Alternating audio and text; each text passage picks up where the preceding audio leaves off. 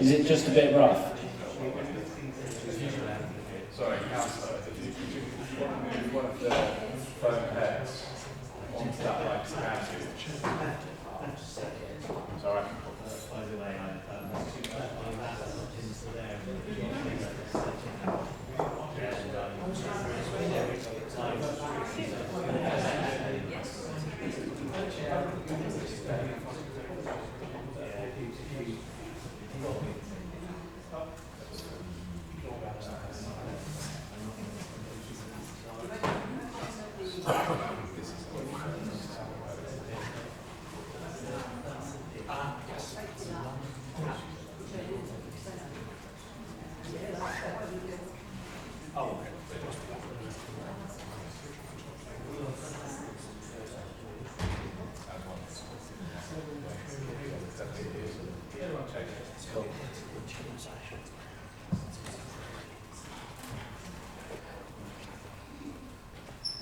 Okay, we will make a start.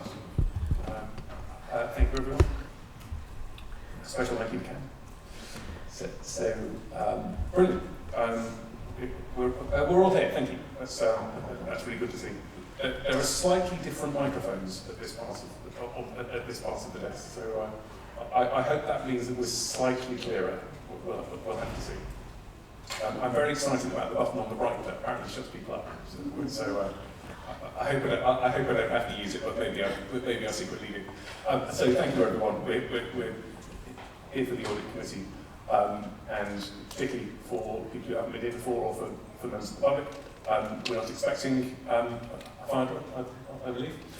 So if the alarm does go, we need to leave the building in a safe and ordered way, probably through the main entrance, if that's safely accessible, and the points to meet is the space between the cathedral and the Northern Arch. So we hope that doesn't happen, but thank you for your attendance.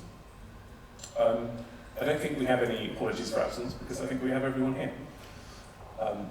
So that's absolutely tremendous.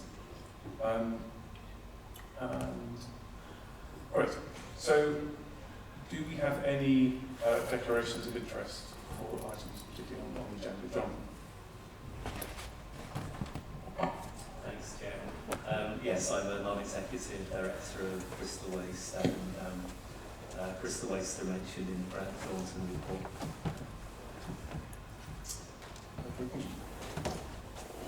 Yes.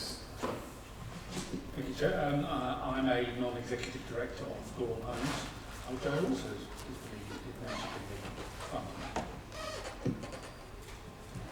Okay, thank you both. We will bear that in mind. Great. So we will move to look at the minutes and then the action sheet. Do any of my colleagues have any comments on accuracy of the minutes first of all?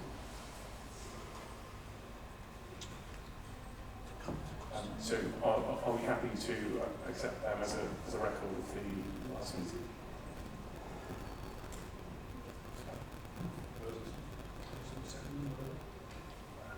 Thank you. I'm taking that as noting, as accepting unanimously. Thank you. There is an action sheet. According to the papers, the actions have all happened. So do any of my colleagues have comments on the actions that they were expecting or anything else that they expected to see?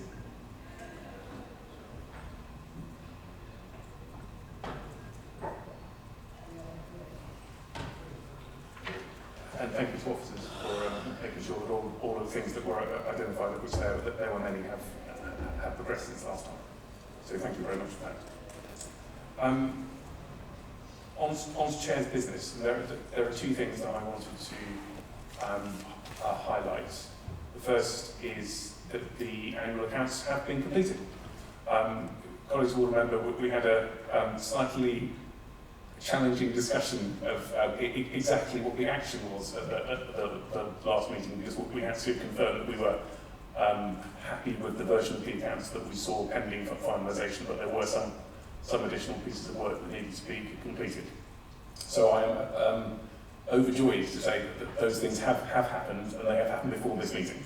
So the final version of the accounts have been completed and signed by myself and Andy.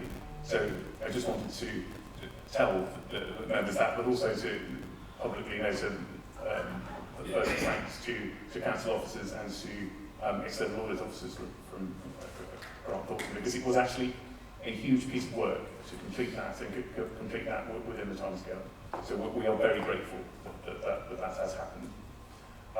And that also led to the second point, which was the supplementary publication, because the final external audit documentation has also been received, which was published slightly after the rest of the material, and that was also quite an effort to get that done in the time required. So again, we're appreciative that those things have happened, and consequently we allowed a slightly longer period for public forum in terms of there was a particular opportunity to submit questions in relation to the final audit documentation beyond the deadline for the rest of the committee, and some people have done that. We're grateful that they were given that opportunity.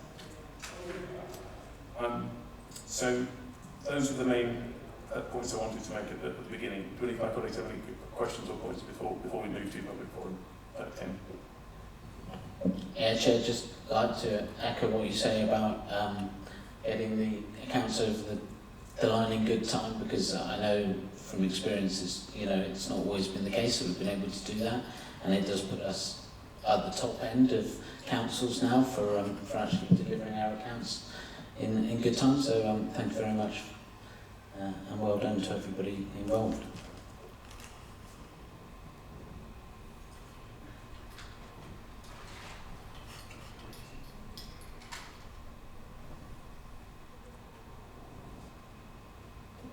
Right, so we now actually are going to move to public forum. So we have up to half an hour for questions and statements in relation to the things that have been submitted.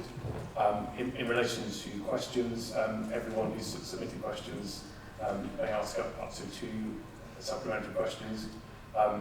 Although any supplementary questions will be recorded, if there is an officer or a councillor in the room who is able to answer those questions, we will do our utmost to do that.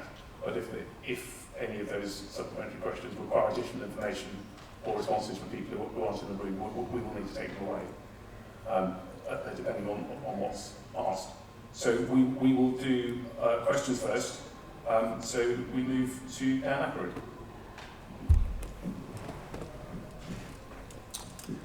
Hi there. So yeah, got 2 supplementaries and an echo.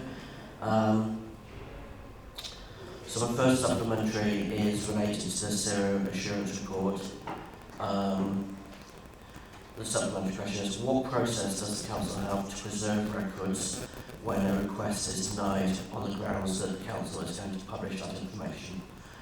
The context is that the council often uses we're planning to publish that information when they can't think of another reason to not publish that information, even when the document might eventually be published, merely overlaps with the request, e.g. a request for emails versus a polished report. So what process does the council have to actually make sure that when it denies a request on the grounds that the information is going to be published, that information is retained? So I think you've raised a really important point, Dan. I see there is a response that's been given in the publication. I think the point that you were making about it's one thing to say that information is in the public domain. It's another thing to say that information will be in the public domain within an unspecified period of time. So I think you're right to ask for some clarification on that. I doubt there is anyone in the room who's able to provide any more information on that question now, but we will make sure that you get a specific answer to that. Okay, thank you. I think you get my point as well, that there just doesn't appear to be any connection currently. And then supplement to my question 2, which was CR60 stock condition surveys. It looks very much like Bristol Council hadn't been doing stock condition surveys for a very long time. Did the council ever have a regular programme of stock surveys, and if so, when did that stop? Or was it a case that we just never did them? I'm mindful that CR60 is on our agenda for later in the meeting, so there are housing officers coming to give a specific update on that area later in the meeting. They're not in the room now, so it may be that we can get more clarification today. If we're not able to, if we're not, we'll confirm that by written confirmation. I think it's noticeable from the information that you received that that this is essentially you've got information from the COVID period, so you've got information from a point at which that there were extremely few stock conditions that surveys happening, and then you've got information that they are happening again. I think so that response does show that pattern that since the pandemic. I think you're asking, was there for maybe a longer period, or what was the pattern before the pandemic, and that information is shared with us today. So we will do our best to find a longer answer to that period. Okay. Thank you, Dan.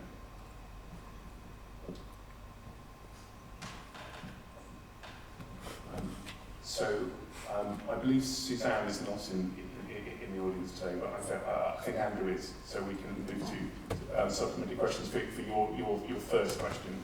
Over to you, Andrew. Thank you.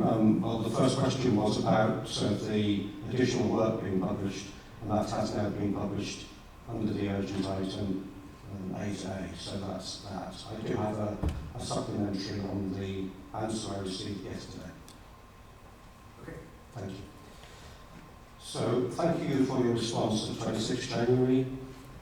I do understand, as pointed out in the third paragraph of the response, that for financial statements, quote, the normal approach is to disclose totals and movements and not to list every individual contract or asset by name, close inverted commas. Do you not accept that the situation is a little different here? The IFRS 16 implementation was red flagged in the audit report. Sufficient information was not made during the audit and there were delays, and additional audit fees on this issue alone amount to over £49,000, alongside other additional audit fees of over £134,000. This is not a normal reporting situation. It suggests that there were complications internally in how to apply the accounting standard. Could we not, in the circumstances, have the baseline list of leases now deemed to have significant right of use value, i.e. a global value in excess of £10 million? think the points you make about the difficulty of getting a final position are illustrative of how difficult that challenge was. IFRS 16 this is the first year that information had been required, and I think completing the detailed assessment and implications of each of the leases was actually more difficult than anticipated, both for council officers and for external auditors. So, and again, I'm very grateful for both groups of people for completing that work on that way. We had never done that before, so it was. I don't think it's surprising that it turned out to be slightly more difficult than we expected. But again, it has happened, and I think happened accurately. To your points on should lease information be published for individual leases, the council is required to publish information for contracts and payments. So we have a contracts register, and we publish information on payments made by the council. I think everything over £500 is published as a data source. I think I'm very mindful of the potential commercial implications or commercial conflict of publishing individual lease information, that might not be to the council's advantage. So I'm not surprised that we haven't published that information, and I would be surprised if many other authorities do that for an individual basis. But I think you're asking a sensible question, and we will make sure that we publish as much as we sensibly can. Do you have anything else you wanted to ask? Nothing further, thank you. Okay, thank you.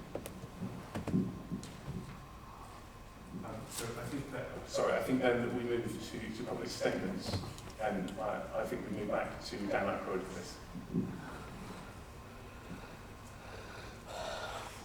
I do not think that the CRR 60 report before the committee today is adequate. If nothing else, the report should have included that 2 senior officers have unfortunately recently left the council. The loss of the executive director and the programme manager for the NAC project is a break in continuity which will prove a challenge to the remaining ongoing project. The report should also have mentioned that an urgent decision was taken by the last Homes and Housing Committee as the money for the IT project had run out and it's not fully delivered, and so additional funding is needed. From the report, milestone 1, we have a good understanding of what has gone wrong in the past. That's absolutely not true. It seems that Bristol Council hasn't been doing stock condition surveys for many years. I would like to know how that would fail to be reported to the councillors. I'm also confused. My understanding of the milestones for stock condition surveys is that BCC is meant to be at about 70% done by March this year and 100% for March next year. We're a very long way from those numbers. I'd really like to know what happened to the stock condition surveys that were meant to happen after being approved in a cabinet meeting in June 2023. The surveys that were meant to start in August just didn't happen. I've been following the housing transformation programme. It's been really difficult to get clear answers about what the bigger picture looks like, in particular getting details of the scope and timescales for when the different parts of the NEC system go live has been difficult. I'm slightly astonished to learn from the answer given that it was originally meant to be done before the end of 2024. It's now 2026. That the project is still ongoing with an unknown end date needs to be drilled into. My understanding is that there are still other phases to deploy, e.g. the customer self-service portal for arranging repairs, which is planned to come in Q2 this coming financial year. The report might also have mentioned that something had gone wrong with the launch of the My Bristol Housing, which is the new customer portal for tenants to apply for council homes, which was meant to be launched last year. Last night I read on the council website that, due to an error, if you're a Bristol Council tenant account holder and you registered for My Bristol Housing before January 19, you'll only be able to use this service if you register again using a different email address. Many tenants struggle to use a single email address, requiring them to have a second email address just for BCC is going to be a serious impediment to many people using the services. I know all the officers have been working really hard to get the system implemented, This was always going to be a massive project. It should have been started years earlier, but the state of the housing department was kept secret from the public. And the whole point of democracy is that people can hold politicians to account for their performance in running a council. That officers kept the state of the housing department hidden while people have been living in mouldy, unsafe homes with no reports coming to the council about the situation until the elections of 2024 were passed is an abomination. That it was done to smooth the path for the mayor getting an OBE is just obscene. This audit committee looks incompetent. You don't seem to actually be able to dig into any issue that officers don't want you to look at. Before I finish, Chair, I think this is my last video where this is the last meeting I'm going to be recording. You need to sort your own webcasting out now. And finally, the FRI service is still insultingly bad. Yes, I can see that officers are swamped with FRI requests. That's at least in part because they refuse to work with people making requests, helping people narrow down requests to minimise the amount of work that officers need to do. The officers whose job it is to refuse requests use the council plans to publish that information as a useful refusal reason for when they can't find another. But this council makes no effort to actually make sure that information is actually going to be published. Again, this committee does not look competent. So thank you for your comments, Dan. And I think there's lots for the members there to reflect on, particularly when we get to the item on the housing condition, SIRO 60. So thank you very much. Thank you to members of the public. This completes public forum. And we'll move forward to our next item, which is review our work plan. So this is a summary opportunity for members to comment on the work of the items that are expected to come before us over the next few meetings. Can I ask members if they have any comments or questions on the work plan?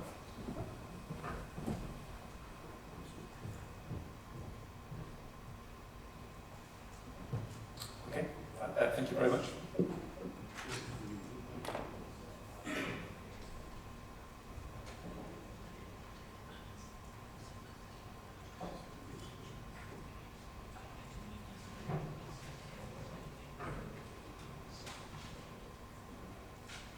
Okay, that's brilliant, thank you. So, there are no comments on the work programme. I'd like to move to item 8A, which is the receipt of the final external audit documentation, which was published a few days ago. Thank you, Barry, you and your team for completing that in that way, and in the timescale that allows the committee to see it today, rather than in the future, and complete it at the same time as completion of the accounts. Over to you.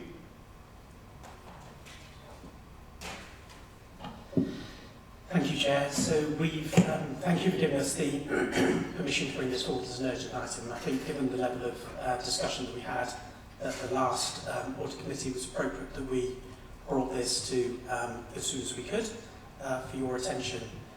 Now, what you'll notice in the audit findings report is there's lots of blue text. So the blue text is the new text. The black text is the old text. Oh, I just wanted to say, Barry, the blue text is brilliant. Thank you very much. It is tremendous when seeing a very long document to be able to identify what's changed since the last time. I should have said that at the beginning. That's tremendously useful. Thank you very much. Sorry, Chair, just a point of order. Can you refer to me where the document you refer to when you say some is in blue text, some is in black text, and where the key is specified that that is the new and that is the existing text, because that was not clear to me when we did it.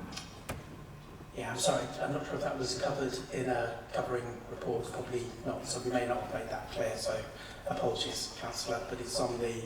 So we tried to differentiate it. That wasn't clear. It's in the supplementary pack with the information that you've got in front of you. So it's a good point, Councillor. Apologies that we didn't make that clear.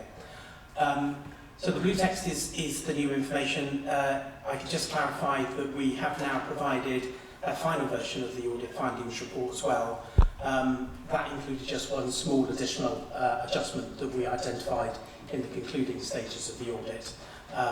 But again, that will be held on deposit and will be published alongside the audit paperwork and the statement of accounts. But we won't delineate that. It will just be black text for public communication and consumption. I'm going to hand you over to Katie, who will take you through the key adjustments that we made.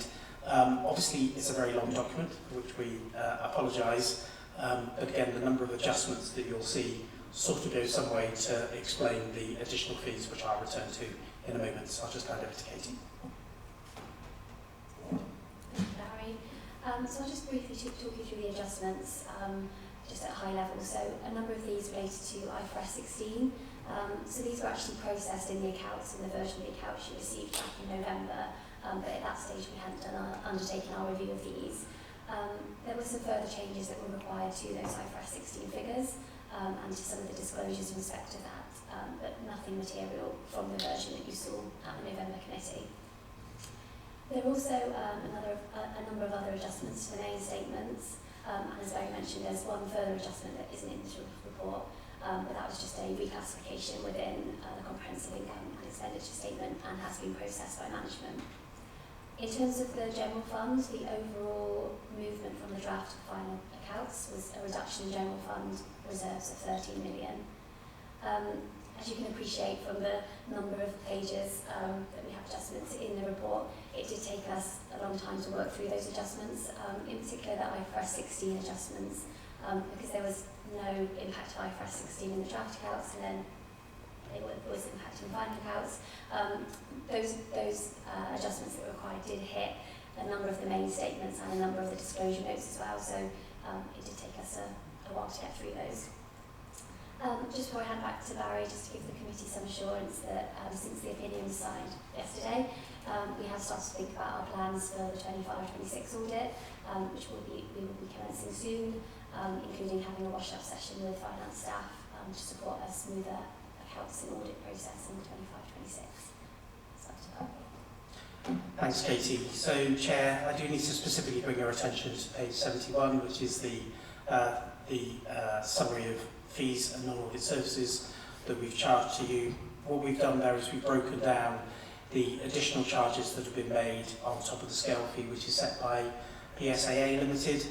Now, some of those we expected to be incurred. So, for example, we always employ an internal expert, auditor's expert, to value the Bristol Port Company. That's not included within the scale fee because that fee varies year on year depending on how much work is required. And we were also expecting the additional costs in relation to IFRS 16. Again, that wasn't built into the scale fee by Public Sector Audit Appointments Limited. Now, we initially envisaged that fee would be about £10,000 based on the assumption that all the information would be provided to us in a timely way and it would be of robust quality. I think the size of that fee recognises we were capturing it separately so we could clearly demonstrate how much work has gone into that. So again, that's why it's a very specific figure, and that's been calculated using the PSAA scale rates. The bit which is, so we would hope that in future years that comes down because the Council is now well prepared for the IFRS 16 work that we need to undertake and should build that into its processes. And as Katie said, we will bring that up as part of the section. Ask Council officers their opinion of that as well, because my assumption is that we would be expecting it to be roughly in line with the scale fees and in the future, apart from particular things like the board's evaluation.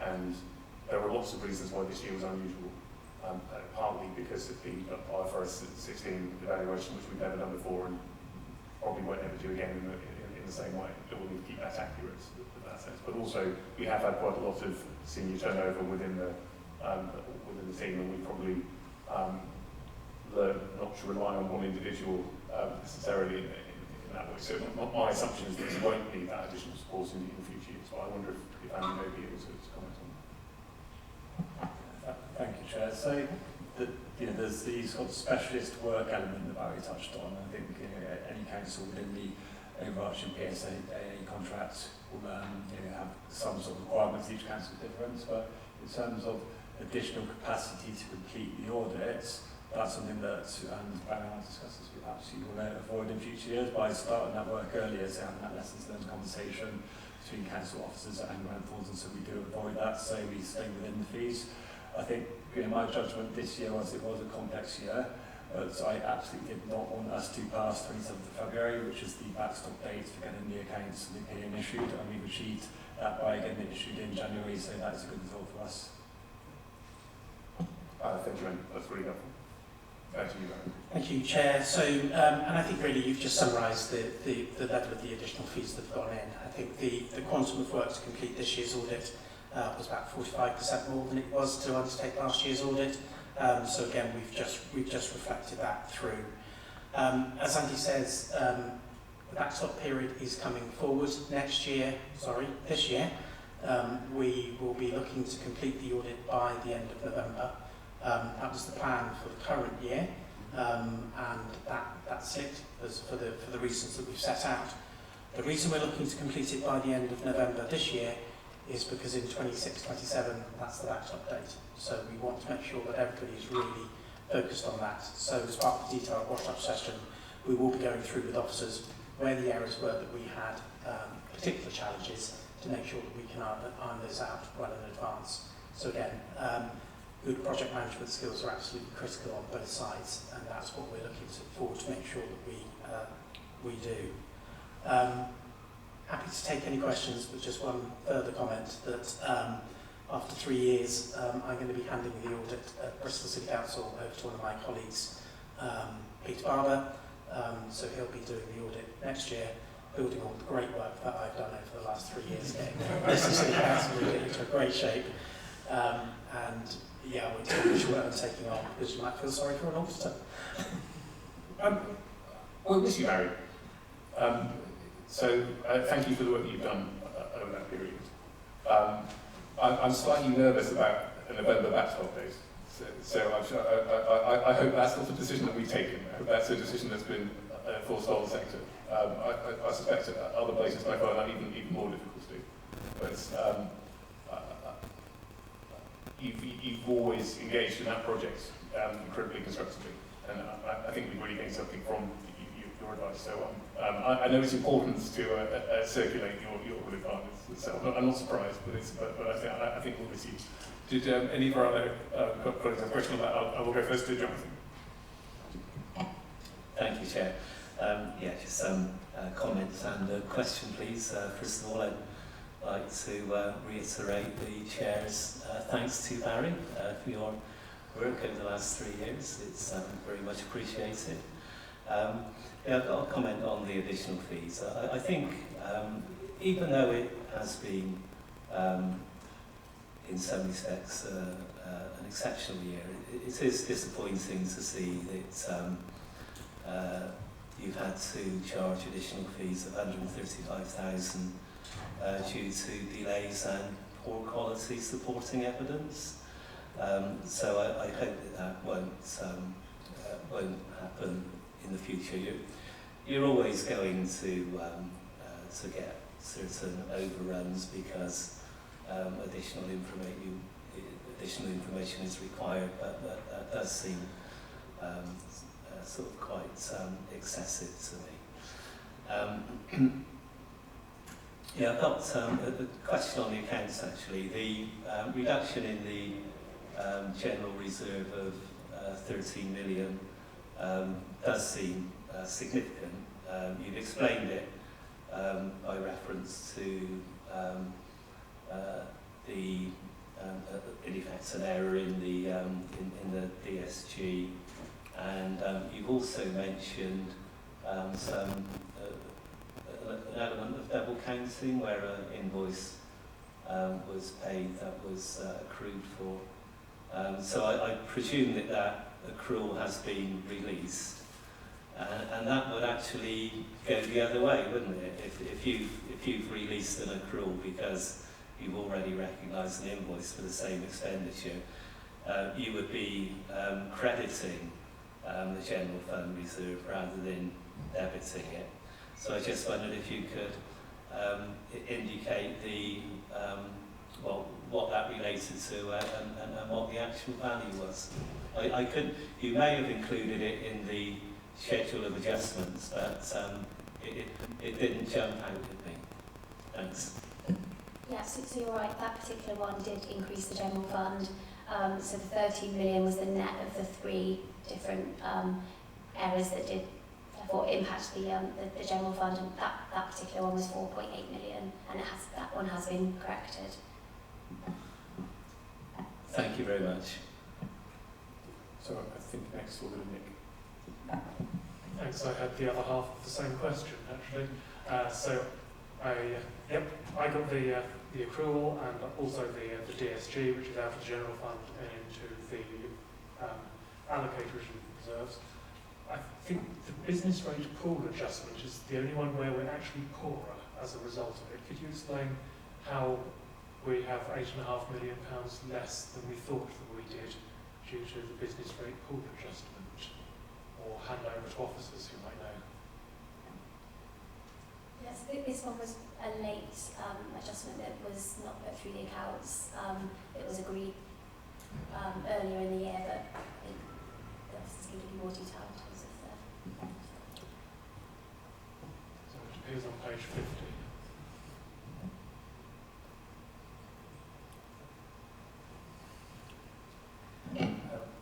Sorry, Councillor, I'll have to take that one away and give you some more detailed background on that one.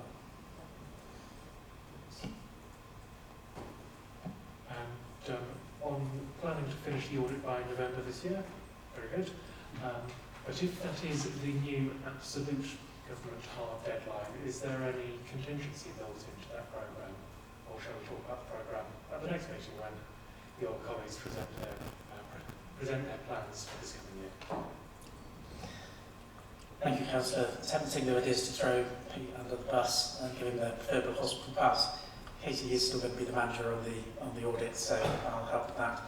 So there is contingency. The backstop date next year is the 31st of January.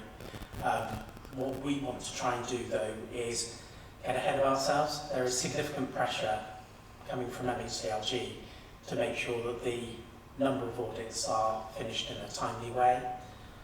There's also a lot of pressure coming down to try and regain assurance for those entities whereby we haven't got an audit opinion. So I think Councillor Remington said that actually we're in a good position here at Bristol because you haven't got a disclaimed opinion. There are some audits where there are many years where we don't have opinions. So what we intend to do is get the work completed by the end of November. That then enables us to start some advanced testing to try and minimise the amount of work that needs to happen in the post-statements period, as well as start rebuilding assurance at those other locations where we're coming under pressure from government. That's good to hear. I must have misunderstood why the backstop was. So we'll go to David and then Joe. Thank you, Chair, and thank you for your report. Before you publish, you might want to check the page numbers that you reference on page 6 of your report because they're a little skewed. But going on to the main question I'm going to be raising is about the PFI issues that are talked about on pages 27 of your report and also there's another page. So the definition of whether the PFI is an asset or not is quite interesting because if you take an academy school that's been built in my ward, Trinity Academy, the land that it's built on is still owned by the council. Yet the asset which is owned by private finance, built by the PFI, isn't. So how does that actually qualify as an asset or not, please? So with the council's PFI, there's the two main PFI schemes. One is related to schools. That one, the council doesn't have the asset on its balance sheet. And so any change due to IFRS 16 on that went through the accounts is REFCA, revenue expenditure fund under capital, rather than going directly to the asset itself. The other PFI is the Hengrove Leisure Centre, where the council do have the asset on balance sheet. And so any IFRS adjustment for that asset went to the asset first. So depending on whether they had the asset or not, the council's balance sheet impacted how the IFRS 16 adjustments were processed in the accounts. And that's referred to on the disclosure list, is it? It's mentioned on page 27. Yes, yeah. So Is that list available to members anywhere? sorry, in terms of What assets the council have that are in this muddy area of PFI or not? so on page, the way we've shown it on page 48 and 49 of our report, we split out the, sorry, I'm just struggling to find it here. On the adjustments page, we did split out the different PFIs. So on page 46, we split out the adjustment for the schools PFI, and then on page 48, we've done the adjustment for the Hengrove Ledger PFI. So we've split them out in terms of the audit adjustments. Okay, but there's no actual list of the academies that are in this status. Not in our report, no. Thank you, Chair. Thank you. So next question from Joe. Thank you, Chair. Page 68, just a point of clarification, please, if you would. It's the value for money assessment. At the bottom of each of those three columns, there's a statement which says, this is maybe I'm misunderstanding this, but it says we include further detail on the following pages, but I couldn't, there isn't any further detail. Even though, you know, there's enough detail actually within these columns to give us the proper, the information. But that statement did confuse me. Perhaps you could comment. Thanks. Thank you. Thank you, Ms Williams. You're quite right. Those that concluding sentence on each of those columns shouldn't be there. These were just extracted as the executive summary from the auditor's annual report, where that was relevant. So for speed, we just got them over, but we should have taken that out. So thank you for pointing that out. We will update that. Thanks very much, and thank you for your service in the Audit Council for the last few years, and for your honesty as well, and your comments as well. I wanted to just ask just in layman's terms, it would be helpful for us to understand why this is coming as an emergency item. Perhaps there's something I've missed here in terms of timeline. It's helpful to know if this is coming forward faster than it should have been effectively, but also for the benefit of any of the public watching here at home, explaining the IFRS 16 status and why that's appears to have been such a prominent element in why the papers are coming in at this late stage. So if I can just make a point on the publication dates, we had hoped that we'd have this for the normal publication date. We really wanted to have this by this meeting. It wasn't quite possible to have it by the normal deadline, but we wanted it at this meeting, and Grant Thornton and council officers had to work decisively together to get it quickly enough so that you could see it at this meeting. Because if we'd waited until the following meeting, it would have been kind of out of time to comment, given that the accounts needed to be completed by the end of this month. Well, that was our aspiration. So it's so you can see it within a reasonable time to comment on. Yeah, so I understand that was the first of my question as to what's the reason why it couldn't have been published on the original date. I accept we're talking about a matter of days here. That obviously does have an effect on our ability as members to scrutinise that effectively and to be able to come up with questions. That's the first part of the question. So if I can come in, I completely get it. It's really important you have enough time to scrutinise it. We brought the audit findings report to the previous audit committee, and that's where delegated approval was given. And what we committed to there was to bring the next, the final version of the audit findings report that included all of the adjustments to the next audit committee, so that you would have a complete record of all the changes and all the amendments that have gone through. I think the truth of it is that we were, council officers and ourselves were working up to the last possible minute to be able to try and get this paper out. So what I didn't want to do was bring another paper that would just then be superseded again. So we either didn't bring anything and then left it to the next audit committee, but as the chair said, that would have been very late and would have been very historical news by then. So we took the decision with officers to agree that actually what we'd do is we would publish it as a late paper and then highlight the changes with the blue text, but then omitted to tell you that we would do that with the blue text. Okay, thank you. And I've actually found a comment in the blue text in the covering statement, so that is there. So apologies and thank you. I've perhaps there's some context in this because I wasn't at the last meeting to deal with this. As I agreed. So just returning to the question on the IFRS 16 status. So was one of the comments from the previous meeting essentially that we'd like to see more on this note, or is there something that has emerged since then that there needs to be, as in just accordingly, because that appears to form the bulk of the, the bulk of the events. So the draft accounts were provided to us and they didn't include any adjustment for IFRS 16.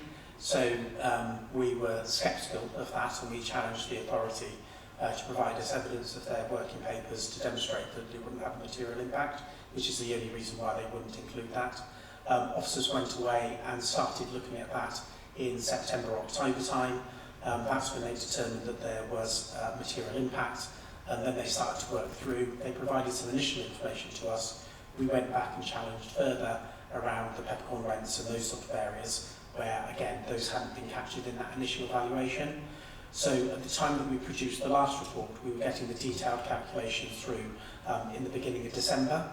Now what we agreed with officers was they were able to update the accounts for those calculations that they had undertaken, but we hadn't had time to do any of the testing on those to make sure that those were the correct figures that had gone through.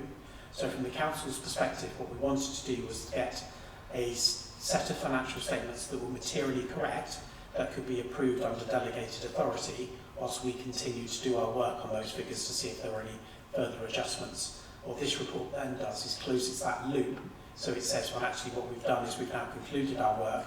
There were some further amendments as a result of those calculations, but none of them were material, so that then enabled us to continue with the delegation for the accounts to be signed off. So at the point that that last report went to the committee, we hadn't completed our work on the IFRS 16 figures because we just haven't had time to review them. Yeah, that's a really helpful explanation. Thank you very much. Thank you. Do we have any other comments from members? Back to David. Thank you, Chair. On page 59 of your report, or 63 of the big bundle, we talked about a couple of IT vulnerabilities that were left open and unfixed for over a year, and I'd like some reassurance that they have been fixed now, and I'd also like to understand why they were left open and not unfixed, considering they were published in public domain at the last Brian Thornton report, please.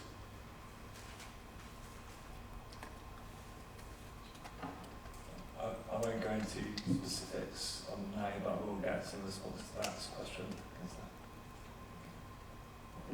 Thank you. Do you have another question, David? Thank you.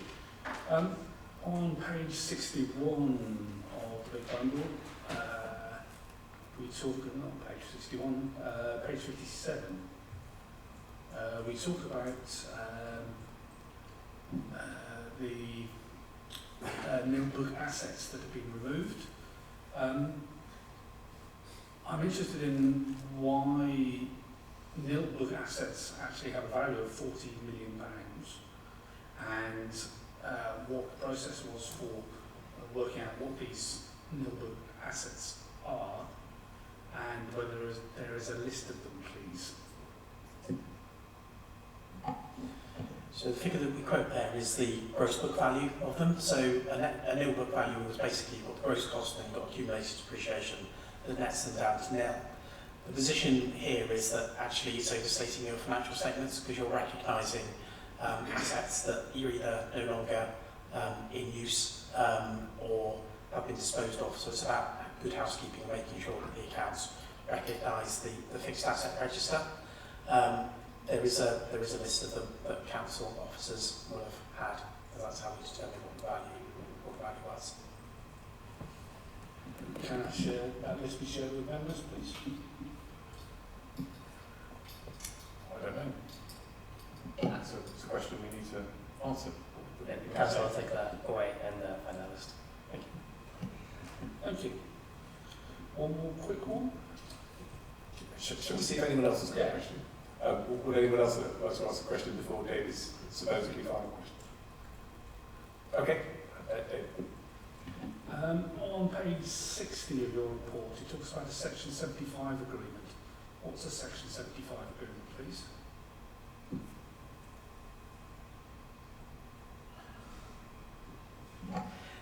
Section 75 agreement is pooled budget. Is what, sorry? With the pool budget arrangement with the ICB that you have. Integrated care board? Yes, with your integrated care board. Sorry. We really get a few details of that actually works. It comes up with all sorts of industry Google references, including changing the name of the parish council. Chair, my understanding is it's part of the, I think it's the NHS 2006 Act. So what that enables is between two organisations, NHS and local governments, where there's the council acting on behalf of NHS and community health spend. That agreement enables between two organisations to pool budget agreements. So pooling of funds between two organisations for spend on community health and social care. Thank you for the clarification. As a matter of fact, one of the supplementary public forum questions related to Section 75 agreement, so that there will be an answer published to that, so a response later. It's not one of the individuals who's in the room today. Thank you. So, if there are no other comments, we thank our officers and Grant Thornton colleagues for their advice and diligent support over the period. Very grateful that we got over the line in time for this meeting. So thank you again for doing that. It's a recommendation for noting, so are we happy to note the final audit report? Okay, thank you. Thank you all. So we now move to item 9, which is the internal audits report. So we have a summary report from the internal audit team, and then we have 2 limited assurance reports. I think in both cases the internal auditor completing those exercises is from KPMG. So we'll ask you to introduce yourselves at that point. But first, I'll let some comments you'd like to make similar on the overall report. Thank you, Chair.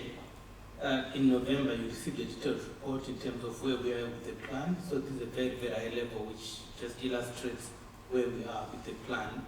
I just want to make 2 comments, Chair. The first one is about the recruitment of the vacant post of the audit manager, and also the recruitment of the Deputy Chief Internal Auditor who will replace Alison. This time we've been successful, so they'll be training us, and hopefully there's going to be a good handover, takeover. So that's been successful on that front. I want to make another point about the audit actions. So you see that within the report I've provided 2 things. I've given you the detailed 387 actions in that quarter, and then the performance vis-a-vis same time last year. Although we are slightly below target, I think the trajectory is good. The engagement is very, very good. And we've made another development by introducing 2 electronic notifications that will help management to be even more proactive in dealing with the audit actions. That's what I wanted to say on my report. I can take any questions in relation to any part of that report before I hand over to Chief to introduce the 2 audits.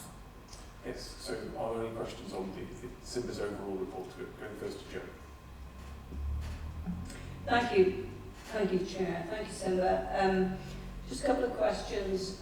They might be quite easy to answer, so I'll ask 2 together, if I may. I want a bit of clarification on item 7, page 22 of the pack. Just an explanation, and you may have given this before, so apologies if I've not picked it up. between the distinction between audit assurance and management assurance in terms of the implemented actions. That's the one question. The second question is really about what you referred to earlier in terms of the recruitment of the senior positions. In November, as you say, you gave us the priorities for Q4. And I'd just like to know, are there going to be any significant changes to those priorities, do you think, as a result of the loss of those senior staff and their not being replaced until the end of the financial year? So those are my two main questions. Thank you. So the first one, audit assurance and management assurance. Management assurance is when management has told us that, So management assurance is when management has told us that they've implemented the action and they've put the evidence. But audit assurance is when we have gone on to test that the assurance provided by management is adequate. You will notice that we do not have the capacity to verify all the actions. We have to prioritize audit work, so we are always behind in terms of when do we validate that, but that's the two differences. In relation to recruitment, there won't be an impact because the managers, so for example, Alison is still here, so she'll finish around April, so the new deputy chief tenant will join us in March, so we will have a bit of additional resource for us to deliver the priorities. There's been a bit of some sickness in the team, but I'm comfortable that we'll be able to deliver the agreed priorities. Okay, thank you.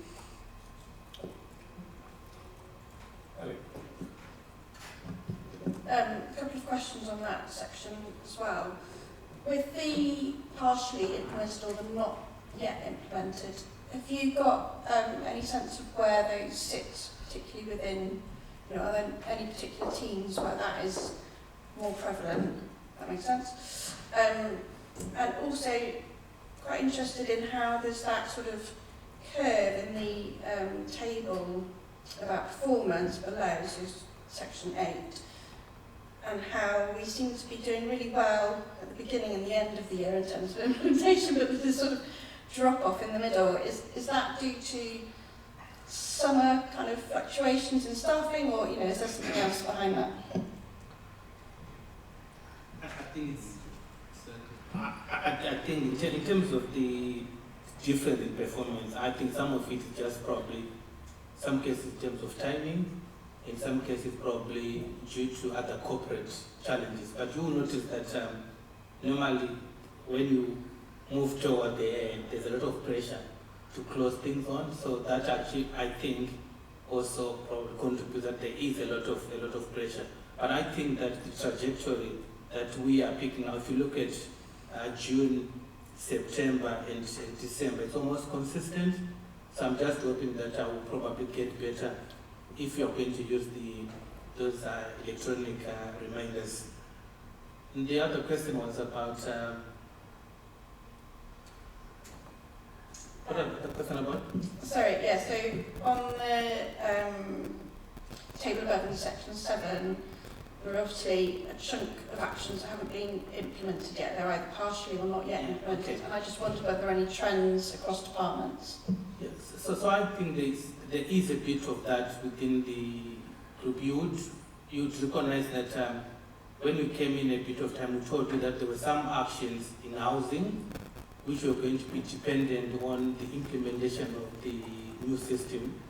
So that new system has been implemented, and I think some of the actions will take a bit of time to embed within the new system for them to be closed. So I think it's also a contributor to that. But I think the other thing is that management are now focusing not just on the ones that have been closed, but we are also focusing on those that are partially implemented, are being also challenged. So I think that's why I find that the number of those is also reducing again across the board. But they are not high priority actions. Most of them are medium. The high ones are really prioritized. So I'm comfortable in terms of the trajectory.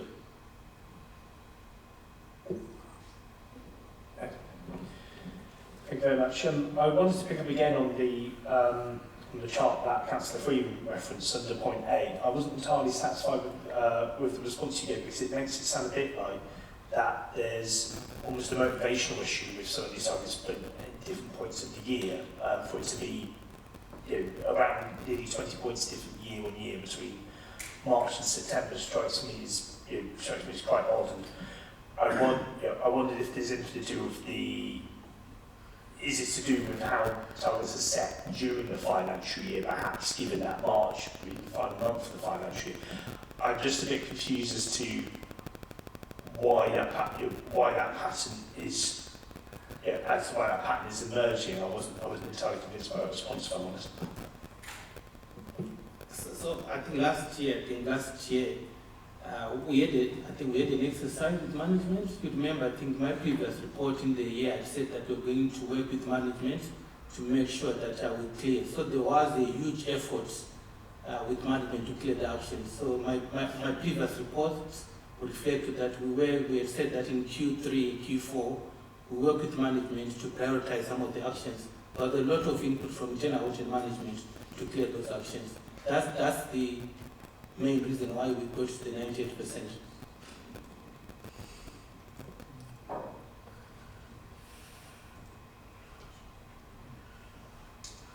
Sorry, any other questions on the governing report?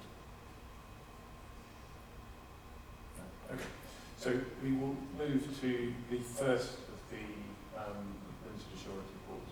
But before we, I would quite like KPMG colleagues to introduce themselves so that members know who they're speaking to. I'm also slightly perturbed that we're very grateful, Tom, to have a representative for adult social care for the second item on the contract. Who is? Are you are giving the management response to the partnership governance? Okay, great. I thought it was him. So, thank you. That's helpful. So, over to KPMG. Thank you, Chair. Thank you, Simba. So I'm Tiffany Owen, manager of KPMG. Neil Jewison, partner at KPMG. I lead our strategic partnership internally with the council. Thank you. So first report is partnerships governance. So this review looked at compliance with the council's partnership and collaboration policy, considering the registration and approval of new partnerships, the monitoring and performance of KPIs, and the completeness of and governance of the partnerships register. So in the report, we detailed positive findings from the audit, including the compliance of policy for the registration of new partnerships. Whilst there's no high priority actions raised, we have given limited assurance based on the number of areas for improvement. So take you through the 4 in the report. So we found there's a need for clarity of the expected process to be followed based on the type of partnership or joint working arrangement. We found an issue, gaps in the register, so with there being gaps in several fields for some of the partnerships. The sample of partnerships that we looked at, we found that the monitoring and reporting of performance wasn't carried out in line with policy, and finally that the partnerships weren't consistently reviewed in line with the frequency that was recorded in the register. So we provided the agreed actions in the report, and per the comments received from management, you can see that these are all either completed or on track for completion. Could I ask Andy if you have any management comments before we work? Yeah, thank you, John. I want to thank colleagues from KPMG for this audit. I think the first thing to say is that the fact that we have a partnerships policy itself is a positive thing. Many councils don't, or many councils have just a list of their partnerships as part of their governance arrangements, and they'll review that regularly. So this shows that we have really adopted best practice having the policy. However, as a result of the audit, it has identified we've got areas of improvement in terms of that refresh and maintaining the policy of the register. So we have reflected on the areas that we do need to act on, and they're listed in the management actions. I'm pleased to say most of these have been implemented in terms of the update of the register itself, in terms of the fields, the categorisation, but also the regular reviews and monitoring of different partnerships, and that would be the responsibility of the officer who's responsible for that partnership. But also then looking at the policy itself to just reset it, rethink about its purpose as well. So I think for me, we've done a lot of work in the council over the last 12 months in terms of our corporate assurance framework, mapping out our internal governance arrangements and officer governance, and I see this as an area that sits alongside that, so we can work out and clearly explain internal governance, then partnership governance, and how our policy informs how we act as part of a partnership with other organisations. Thank you. So, thank you, Angie. Thank you, Andy. Can we have comments on this paper first to Joe? Thank you, Chair. Maybe Andy would just like to clarify. I'm just looking for a little bit more information, I suppose, that isn't quite here. Am I right in thinking we're talking here about 5 partnerships on the register? I'm kind of guessing a bit. And secondly then, are we the lead, is Bristol City Council the lead partner in any of these? Or if not, then, you know, who is the lead partner? Thank you. Yeah, thanks for the question, Jay. In terms of our role in the partnerships, I don't have the answers. I'll get the partnerships team to answer your question if that's okay. Yes. So list out the partnerships and the role we play in each one. Okay, so I think Jonathan was next. Then Thank you, Chair. Yes, thank you for the report. This is probably a really basic question, so I apologise if it is. But what criteria is applied in order to determine whether an organisation is considered to be a partner and should therefore be included in the partnership register? We did ponder on that when we discussed this in our internal meeting, and I think in terms of having a kind of a formalised role in that partnership to document the threads of the partners together rather than it being just a meeting of stakeholders. So there's a differentiation there where our sort of our role within the Integrated Care Board, I don't think we deem that as a partnership as such, but we are a partner organisation through our arrangements with the NHS, so that's one differentiation between others where we will have a partnership agreement in place that kind of glues us together. But there's not an immediate answer to that, as you can appreciate. Yeah, thanks. I think I get where you're coming from, basically. Yeah, thanks. So Nick. Thanks. Very impressed to see all of the actions are complete. I just wanted to check whether the action and the problem really lined up though. So number one, the problem is there's a lack of clarity. The answer is we've added a new column to the spreadsheet. Didn't say whether that's been filled in or not. Problem two, the register isn't complete. Answer, we've scheduled a meeting to do something about it. That doesn't actually say whether the register has since been completed. Problem three, monitoring and reporting wasn't demonstrated, no clear exit strategy, and the response to that is we're going to have a meeting about it. And problem four is there wasn't evidence of review, and the answer to that is we've added a new column to the spreadsheet.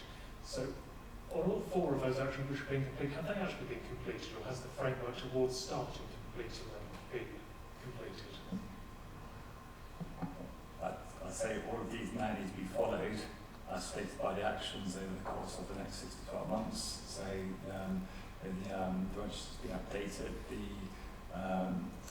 the meetings now had registers scheduled onto them. So it's a good question. I think in 6 months' time, we need to look at the register to see if all the correct boxes have been filled and we've gone through the internal governance processes. Thank you. And I guess I bounce the same question to our auditors as to whether this counts as an action completed or actually the deadline is in 6 months' time and the action is ongoing in your inspection.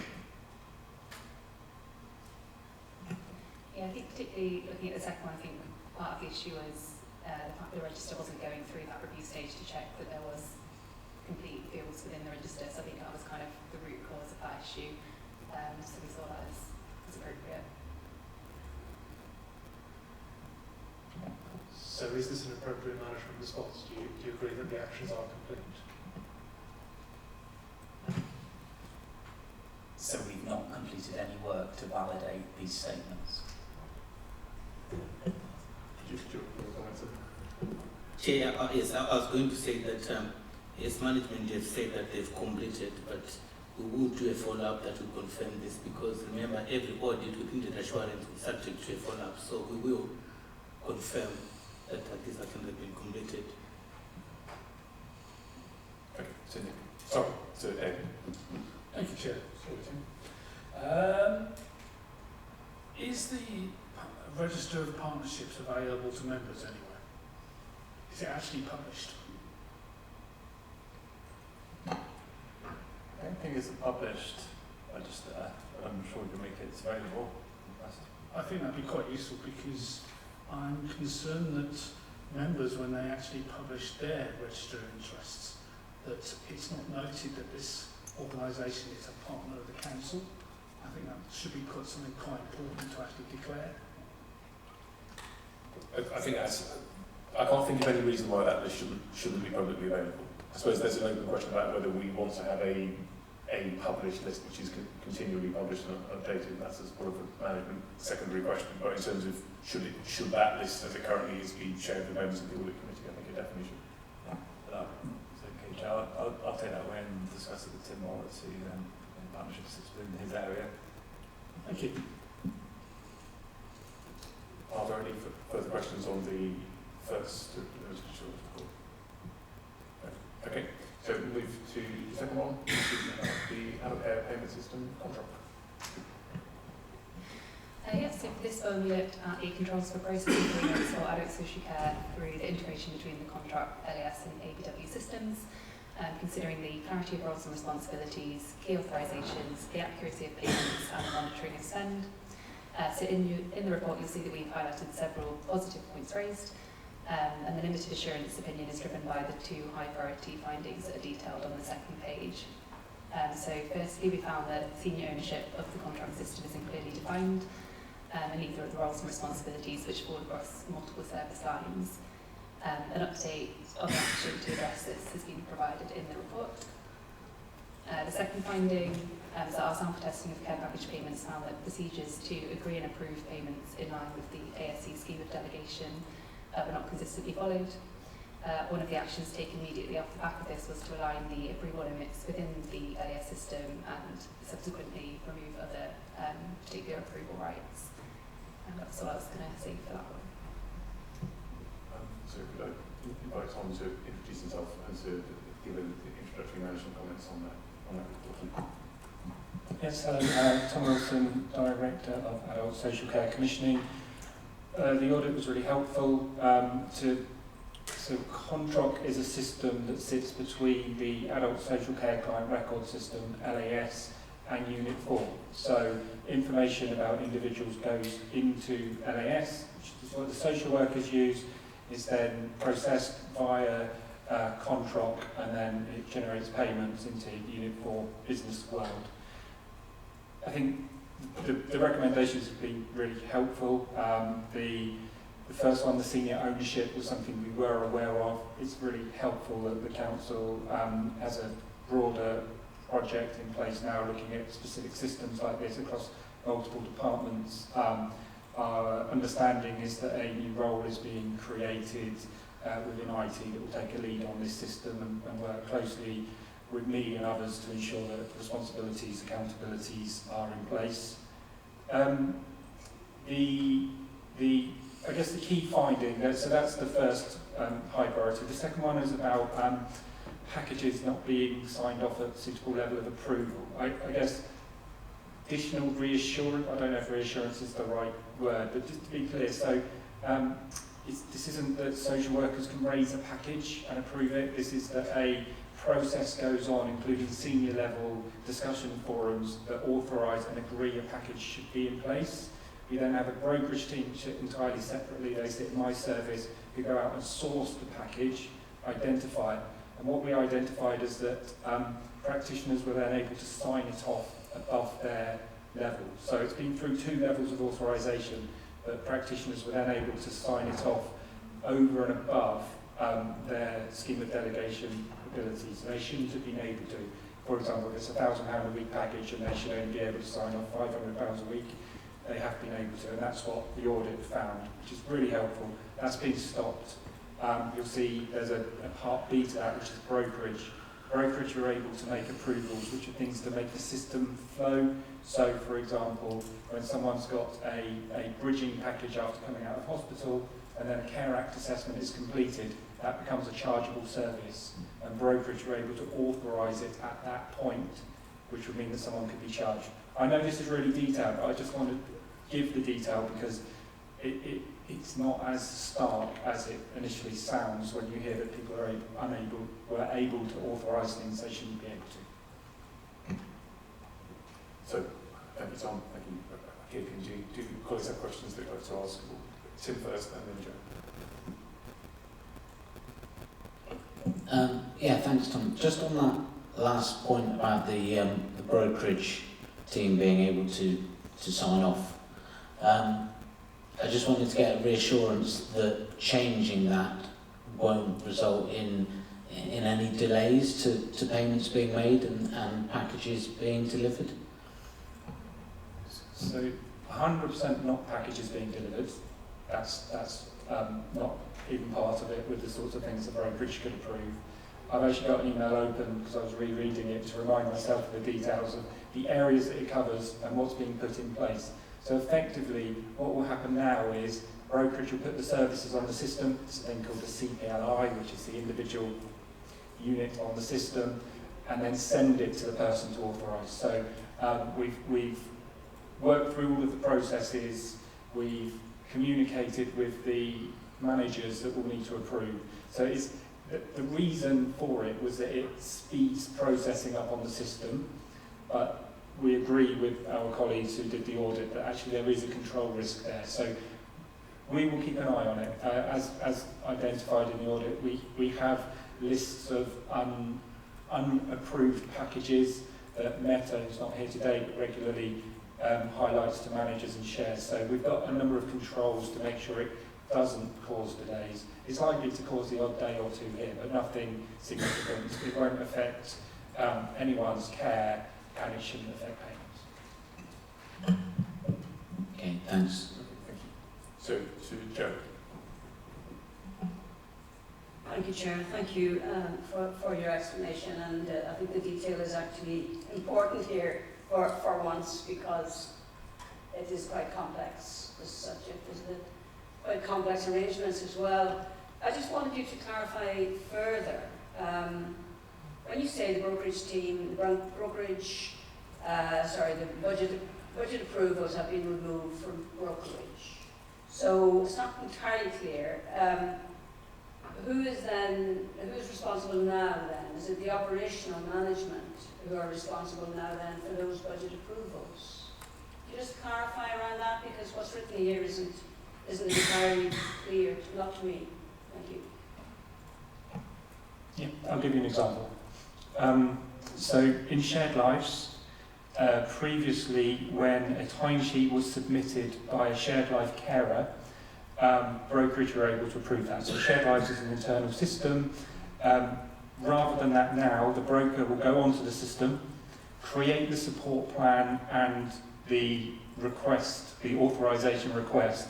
An appropriate locality team manager will approve that, or more senior if it's a larger package of support. So effectively the budget holder within adult social care operations will now approve it rather than the broker. The reason that the brokers have previously done it is because that's a transaction that's already agreed. It's not allocating spend. We know that the carer, so shared lives will support the same person at an agreed rate for year after year after year.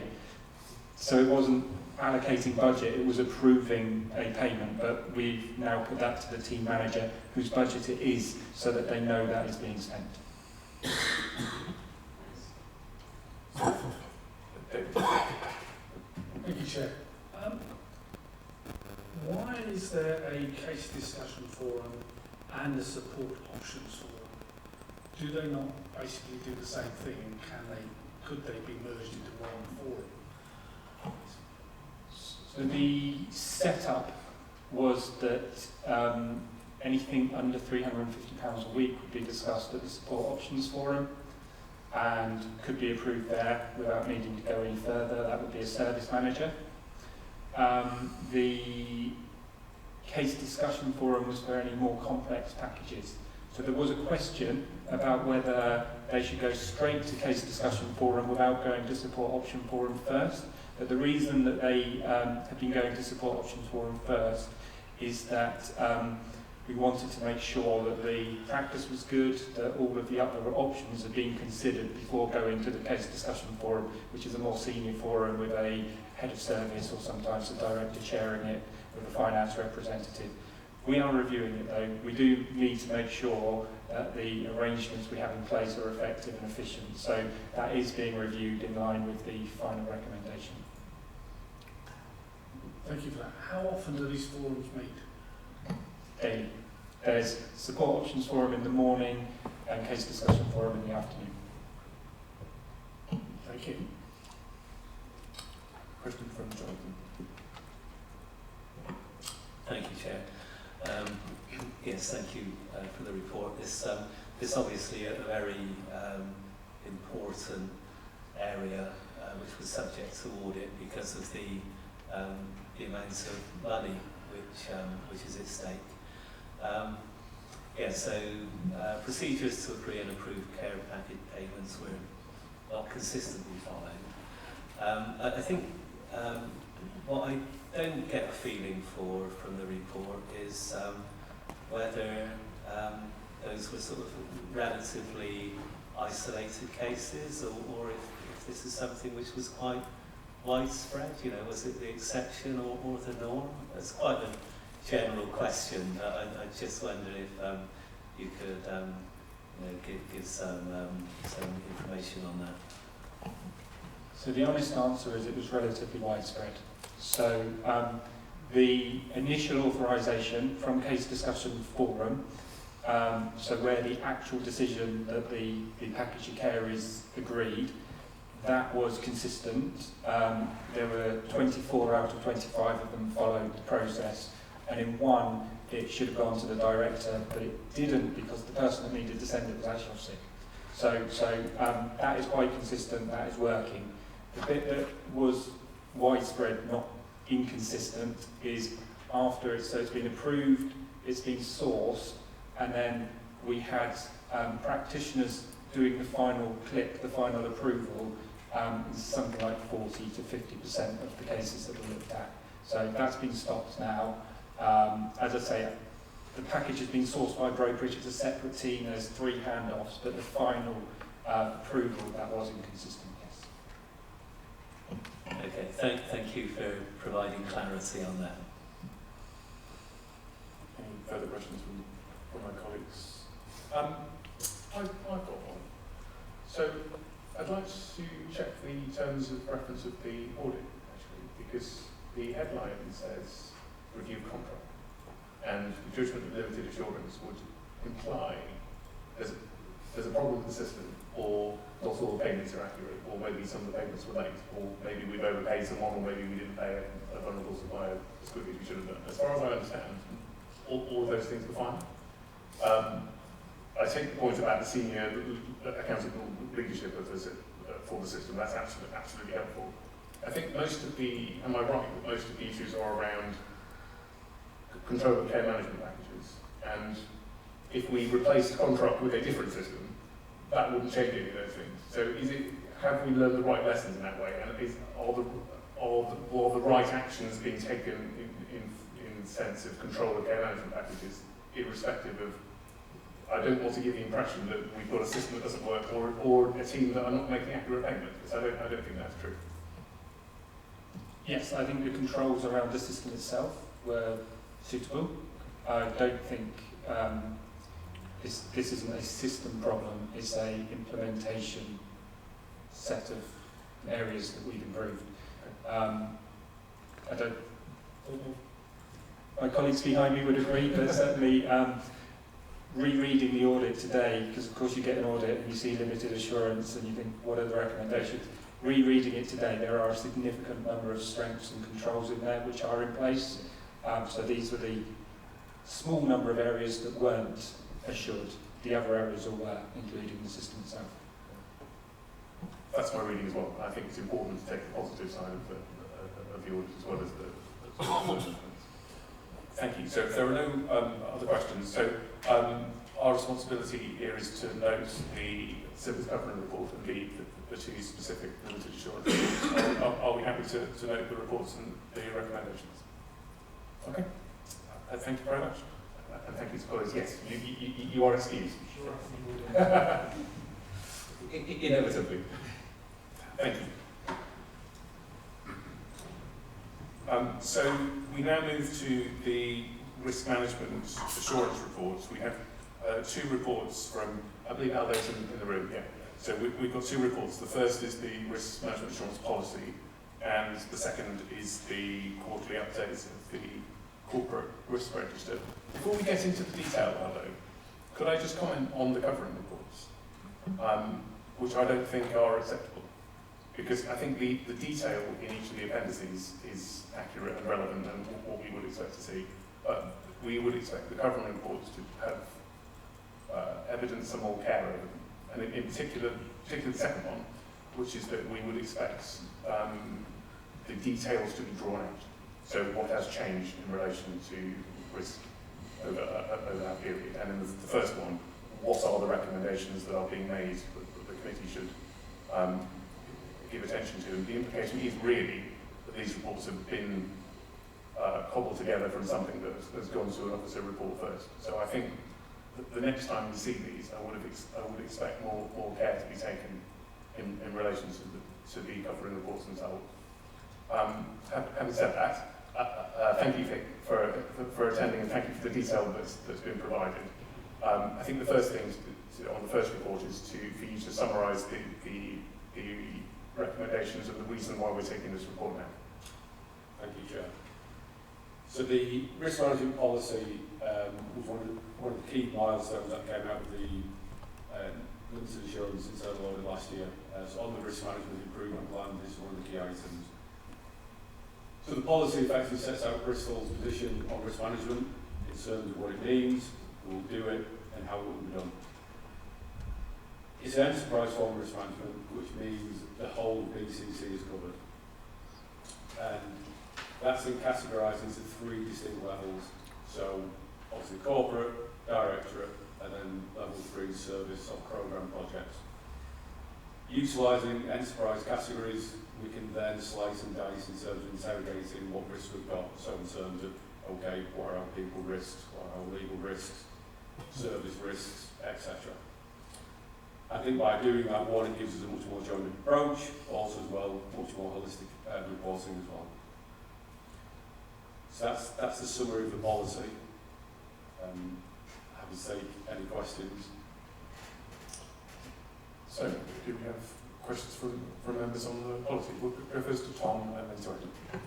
It's just a short one, because obviously looking at one, I think the joined up approach is a good one, and I want to second the point on thanking you for this report, and it's good to have it set out very clearly and distinctly within the report itself. I was just looking at the gain sort of roles and responsibilities for elected members. We have the gain understanding of risk management's benefits, which includes receiving relevant training. Now, obviously, as part of the audit committee, we did undergo a certain amount of training. That's been very beneficial to our work. Is the thinking that we would expand that to all members, and so that they would have, that would then be part of the mandatory training, thinking of a slightly different hats on the development steering group.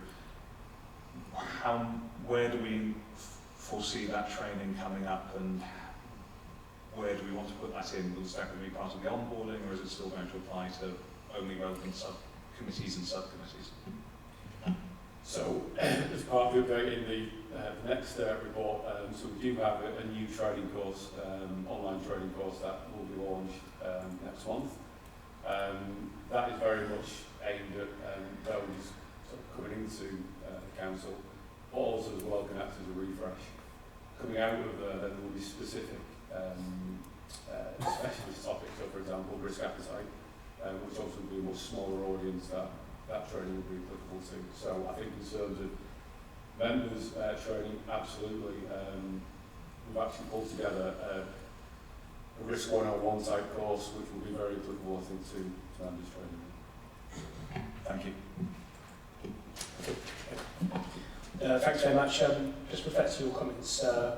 Yeah, it's a little bit of a shame about the covering sheet, but to be honest, I actually wanted to praise you on the formatting of the report. It's by far the easiest report I've had to read on the audit committee in the time that I've been sat on here. I really appreciate the use of accessible language, and I hope, you know, and I hope that I can take note of that, because it's really important for the public to be able to understand those kinds of reports. So you'll be able to write them at your appropriate reading age for a start. I actually think is really, really valuable, so thank you. Just to go on with a couple of little notes where things were slightly less clear. So page 37, or 36 to 37, we've got the roles and responsibilities table, which is very helpful. Just in the last one, the head of risk management, it says to maintain and implement. It's just not clear to maintain and implement what. If you could just clarify, please. Yeah, so again, I think risk management, obviously, it's a cyclical process in terms of it's only ever a point in time. So in terms of any updates, so obviously we do oversee the process and obviously implement any initiatives that may sort of come up. So again, as we progress through our risk maturity, we will be adding elements to, from a process point of view, that you would expect the head of risk management to be in charge of. Okay, thank you very much for clearing that up. And then just in reference to the two diagrams on page 41, so the cyclical process diagram is very clear, and I appreciate the simplicity of that, so thank you. The first diagram with the triangle of corporate risk, directorate risk and service project risk was much more difficult to interpret. Can you just explain what that diagram is meant to demonstrate, please? Yeah, so in really simple terms, this is the sort of three levels of enterprise risk management, and the very fact that risks can go up and go down. That's all that's meant to do in terms of breaking up, because at the minute we are sort of tied to a third-party software providing the system, which basically is just a huge bucket where the risks are in there, and we're sort of pulling them out and manually sort of categorise them, whereas this is what we want the system to look like going forward. Okay, thank you very much. So, comments from Joe. Thank you, Chair. Thank you very much for the report. I'm finding it very theoretical, if I may say so, and not really that easy to see, you know, what is actually happening in the organisation at the moment, and where and by when are we moving to have that changed or improved. So if I could just ask you for a couple of areas which are covered, but they're covered very, you know, theoretically. I mean, this is almost as if what any good organisation would do, if you see what I mean. It's kind of almost textbook. So what I was looking for was a bit more intent, I guess, on a few areas. One of them is about, you know, embedding a risk management approach across the organisation, and from the bottom, if you like, if I can use that word, to the top of the organisation, so that everyone's awareness is raised and their contribution captured. I didn't get a sense of that. There's not much talk here about teams, although you do talk, of course, about individuals, and there are the responsibilities tabled there. So that was the one point. The other point then was your section on the risk appetite.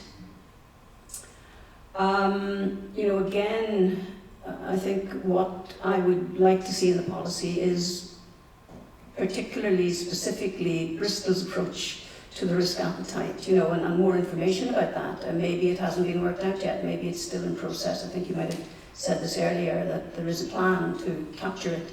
But once again, I'd like to see the policy talking a bit more about the specifics, you know, for the council as such.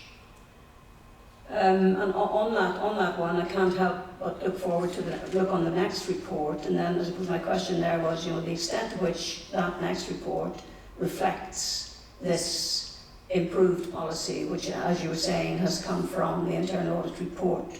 So there's a few areas there that I would really like some clarification on, please. Thank you.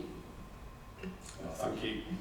I think in terms of risk management, and I completely agree, the writing of the policy is the easy bit. Actually embedding it is the hearts and minds piece, because it can't be down to one or two individuals, it's the entire organisation. So I think in terms of embedding it. One of the ways that we'll be able to do that is through identifying risk champions out in the directorates. So they're effectively eyes and ears on a daily basis. They've got the local knowledge of their particular directorate specialism. That then creates a community whereby obviously that can then obviously meet on a regular basis, share best practice, etc., etc. So that's one way. I think in terms of, and we do sort of have this, I think at the moment, actually having risk as standing agenda items at the key sort of forums and governance committees. That then obviously allows that sort of scrutiny, transparency, etc. But then ultimately as well, it's leading from the front, so from Nick all the way down in terms of setting the agenda for risk management. So I think that's the way to sort of bring it to life, along with fit for purpose processes, because again, it's very, very easy to overcomplicate this, and the vast majority, overwhelmingly vast majority of people engage in risk management and not risk professionals. So it's actually having policies and processes that they can engage with, understand why they're doing it, at the same time meeting the needs of obviously what this policy is designed to do. Do you have another question, Jo? Not really. I just want to come back on this. So, what comes next, I suppose, is my question. Really, you know, is this policy going to remain, you know, as it is now? Are we going to work with this policy as it is written, or is it going to be made more specific and inform about what the plan is really, or what certainly the approach is for the way forward? And so it's really, my question is around that really. What are we going to see next in terms of fleshing this out, in terms of implementing this policy, and where will we see, as the Audit Committee, the impact of that? And then, sorry, I did have the question about the risk appetite, but I'll let you come back on that. So just in terms of, I suppose, where this sort of sits at the moment, this is obviously very, very sort of high level. So obviously underneath this there are a number of processes, of more sort of localised sort of documents. There's also an update on the risk improvement plan, which I took to the Audit and Risk Board earlier this month, which again, happy to sort of share that, because that then does sort of cover some of the other areas, perhaps brings a little bit of this to life as well.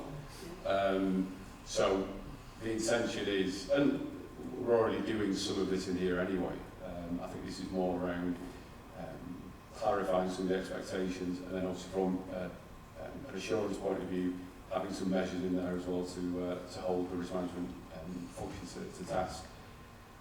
I think in terms of the risk appetite piece, I think outside of financial services, a lot of organisations have struggled to land risk appetite in the sense of very, very easy to have a risk appetite statement, but does that, what does that reflect on a day-to-day basis? So we're going through a piece of work in a minute, which will culminate in a risk workshop with the CLB to, one, agree what the risk appetite statement looks like or needs to be, but then actually how does that then link into day-to-day sort of key processes, because the two need to be sort of joined up to make it real. So that will be an update essentially for the Q4 Audit Committee. Thank you. Okay, so I think we have a question from Nick and then possibly Tim. Thanks. Yeah, to build on what my colleagues have said, I agree with Ed that this is a high level and approachable policy, but also with Jo that I wondered if that's it as a policy, or is there a handbook that goes alongside it? And in terms of what we are asked to do at this meeting, which is to review, comment and approve, I think we can do 2 out of 3, and you're getting comments, so probably not approval, if actually there's a handbook coming which contains the details. So what I'm thinking of is just following the story of a risk. And you're right in saying that a lot of our elected members and staff are not risk professionals, so that how would they actually follow this policy? They would need the handbook to say, right, origination, what do? Do we do workshops every single year to just do blue sky thinking, identify risk. Then we haven't talked about scoring matrix in the policy. I assume that we do likelihood multiplied by impact, but that should probably be a top-down thing rather than invented bottom-up. That risk appetite. So, is that driven by directors? Do they say what their risk appetite is for their service from even higher above? Or does the risk originator say whether they think that's an acceptable level of risk or not? Mitigation was mentioned once in there, but the thing about mitigations, you need to have accountability that they're actually being implemented and we follow that up, and some risk management software will insist that we do that, but it's not there in the policy. And then you've got the 3 levels of risk hierarchy that we have, but I think it would help in the policy, possibly handbook, but probably policy top driven. What are the thresholds between these risks? How do things move up and down between them based on presumably their score? And then there's more sophistication about risks as part of families, so risk clustering. The highest risk on the council's register right now is that our infrastructure might collapse. But that doesn't mean that all of our infrastructure is likely to collapse straight away. It's driven by a particular child risk within that grouping. And has that resulted in an appropriate assessment of risk? So I feel that there's a lot more that needs to be set at the centre in order for this policy to be implemented across the council. Does it need to be done right now, or is what we're trying to do now set a direction that enterprise risk management is what we do? Because I thought that's what we already did, and if not, then can't we just wait for the handbook? So there is refers to it as a risk management toolkit, which I think covers a lot of the areas that you touched on there in terms of the process side. So absolutely from an assessment perspective, single point, likelihood impact. In terms of scoring, one of the things that we're introducing is a management assessment. So again, that gives context to the risks. So if somebody's scoring red, it's, well, how red is it? You know, we're doing everything we can to stand still, or actually we can do some more. So there's lots in there, that's very much the process side that sits in the toolkit, but it goes hand in hand with this. So I take the point that potentially referencing more of that in this will then obviously give this a bit more context. So I think you have a question for Mandy before we take additional questions. Yeah, it's okay, Chad, for coming on that point, because I think in my mind I always see a policy or a strategy set in the vision and being a high-level document, and it doesn't get itself bogged down in the detail. It doesn't say the plan that follows that, and that involves work, as I've touched on, in terms of having officer workshops, because every division and directorate in the council will have a different approach it needs to take to risk, subject to the services it delivers, and that will feed the risk plan that needs to be in place for each of those services that then we then pull together to feed the corporate risk register. So I do think they are separate pieces of work. I think the policy will drive that work that will come afterwards. It is essential what you touched on, Councillor Kimms, because that is the implementation of the policy, but that does need to be backed by the conversations with all of the services across the council to gauge the risk appetite and the application of the risk matrix. And I'm going to refer to a toolkit. Is that a real thing? Is that an aspiration, or is that a document that exists? No, so we have individual elements in terms of process documents that will form part of the toolkit, and one of the missing pieces is around risk appetite. So that's very much part of referencing the training. So again, that's where you get specifics around how to score a risk, etc., etc. So that is a real thing, yeah. I wonder if members might like to see that, because we'll get to the recommendation when we've completed comments. So Tim first. Yeah, thanks, Chair. I think a lot of the things that I was going to say have been touched on now. I agree it's a very clearly written policy. I was also going to come in and say what Andy's just said about the fact that it is a policy and not an absolute, telling you what to do in every situation where risk comes up. So I think we have to bear that in mind.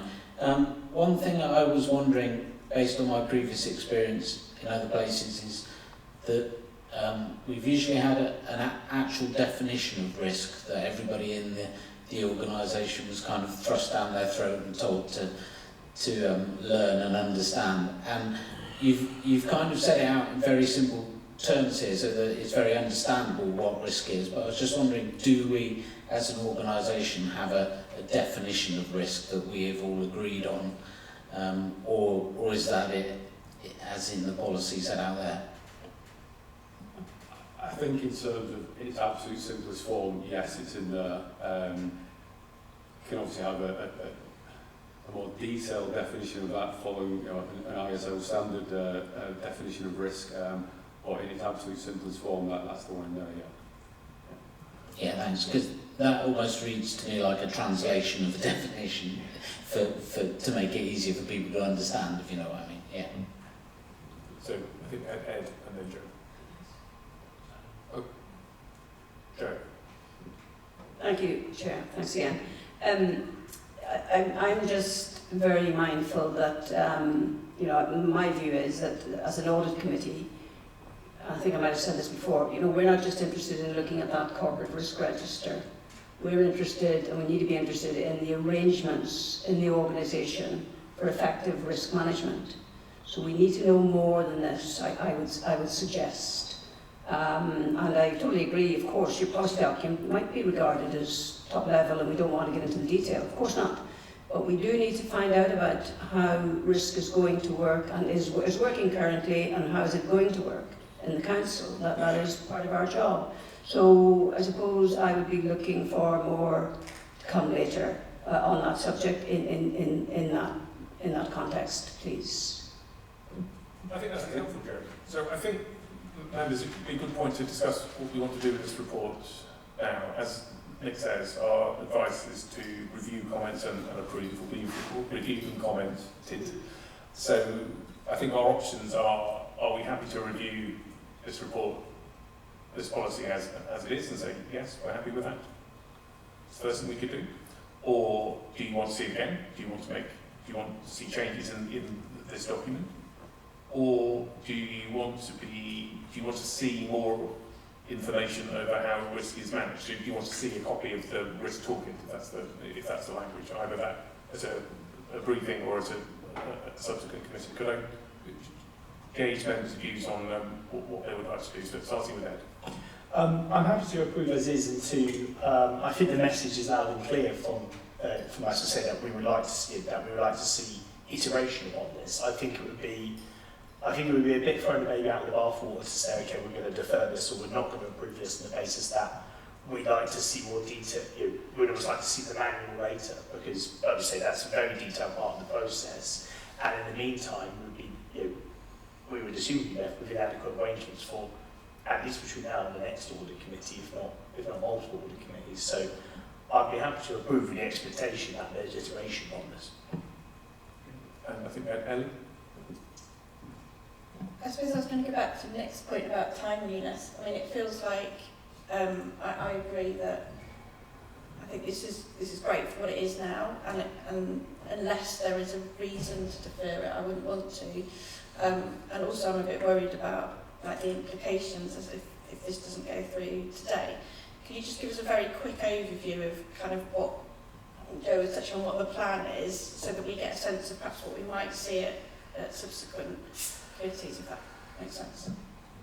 Absolutely. I think just sort of come back on that point around sort of seeing more. I think it'd be great to sort of do a session with the members in terms of walking through the process and bringing real life examples in terms of how risks have been identified, measured, etc. I think that may sort of fill in some of the blanks as well. I think in terms of moving forward, and again it's the next report, but obviously currently from a risk point of view, just providing assurance over the process. There's very little interrogation of the actual effectiveness of management of the risks. Going forward, again, it's part of this policy, it's part of the toolkit. The reporting template and the reporting format will change significantly in terms of the corporate risks themselves. Will be in much more granular detail with actual metrics to be able to understand what's happened quarter by quarter. And then more of a holistic view around the council's exposure to various risks. So again, not just focus on the corporate risks, but actually these are all our people risks, and these how they'll be managed, etc. So I think there'll always be the assurance piece, but I think the actual effectiveness of the process as well, I think that will be the build for Q4 and certainly going into Q1 next year. I think a comment from Joe. Yes, thank you, Chair. Just briefly, I think you've talked about what I was going to say regarding walking through some examples. That would be great. Just another little question I would raise is, with the Audit and Risk Board, I think that's what it's called, are we going to get, or could we get, some kind of brief updates of the, I don't know, conclusions they've reached, you know, what sort of, what conclusions have they reached about what has been put to them? Because we don't want to be duplicating, I suppose, work that other boards and other committees may be doing. But at the same time, we have a big interest in this subject, do you know what I mean? So I was just wondering about that Audit and Risk Board more generally. Are we able to have an update on it, or maybe there's already a plan in place for that? I'm not sure. Thank you.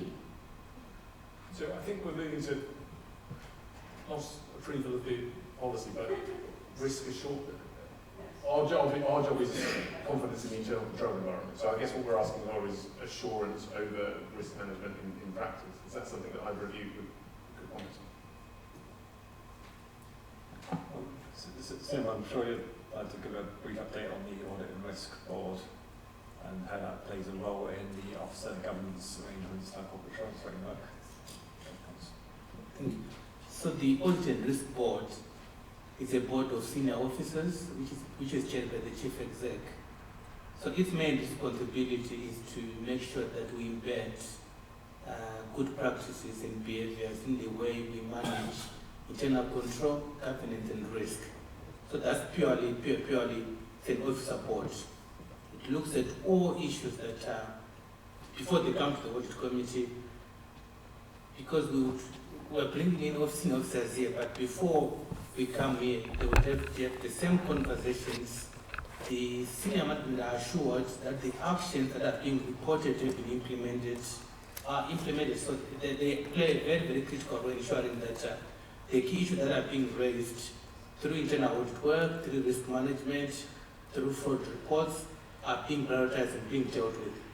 So their main role is providing a scrutiny management role, but from a management perspective. Then there are some things that come to the audit committee, but some of those things actually are probably go through the strategy and resources policy committee as well, depending on, for example, the risk report goes through that as well. But that officer board is mainly, I think for me, it's a very, very good development because it gives me more time with senior management to discuss and engage and get direction and support.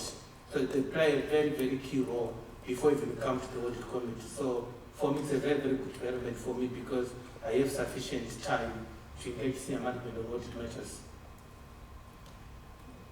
Okay, I think we have some comments on that, so we'll have Nick and then... Sorry, I was talking directly to Sim's point.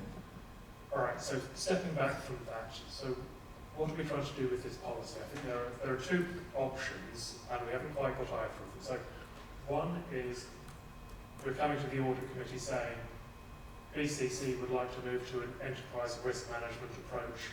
How we're doing it now is this, where we want to do it is that. The costs and benefits, we would like your steer for a new policy to go towards enterprise risk management.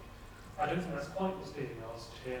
I feel that's a fait accompli that the organisation decided a couple of years ago.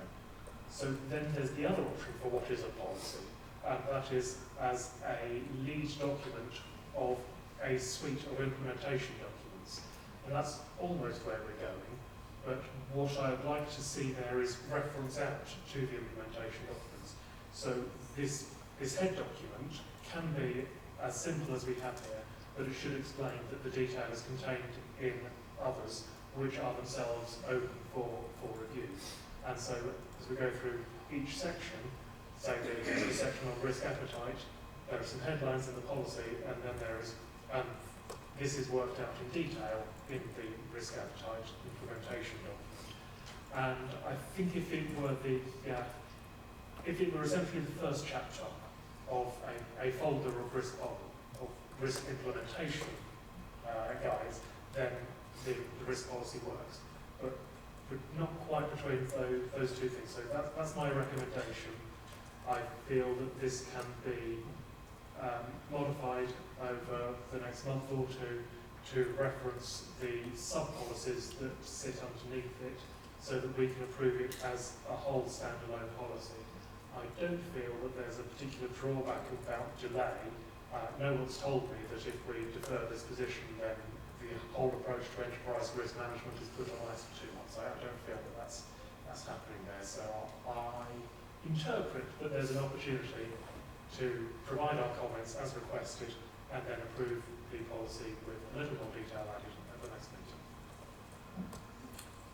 Comments from David, and then we'll discuss our next steps. Thank you, Chairman. I'd like to take this opportunity to agree with Nick. This is version 1 of the policy for enterprise risk management. But what it doesn't do is detail the documents that are underneath it that actually instantiate how risk is created, how it's managed, who owns it, all that sort of stuff. We need much more detail about that before we approve this policy, because we need to understand what backup this document has. I suspect everyone agrees with me. So is that our recommendation, that we ask for this policy to come back either next time or the time after, depending on the schedule, with more information over the implementation and what is the suite of documents that sits underneath it? I can see a comment from Tim, so before I ask people's opinion, we'll see if Tim has a different direction. Yeah, I just wanted to check, because I may have missed this, but have we checked what the implications of doing that would be? There are, check that it's okay that we're not going to cause It's always good to seek professional advice before you make a decision. We're not going to cause a major catastrophe within the organisation by not approving this policy today. Let's ask Aldo and Andy for their opinion on what catastrophes we could do. and what the risk of that catastrophe is. Absolutely. I think in terms of the process documents and the toolkit, that is readily available now. Certainly a lot of it, in terms of things like risk appetite, that's still being developed, but in terms of the framework for risk appetite, that's available. So that can be shared very, very quickly. Or we bring it back next time. Any comment from me is I see this as a policy that's updated regularly and reviewed regularly, so it's important to get it right. So I think any implication was we did have a limited assurance audit saying the policy wasn't refreshed and updated, so we just need to bear in mind in terms of any review on that limited assurance audit, we're making a decision today to slow down the agreement of the policy.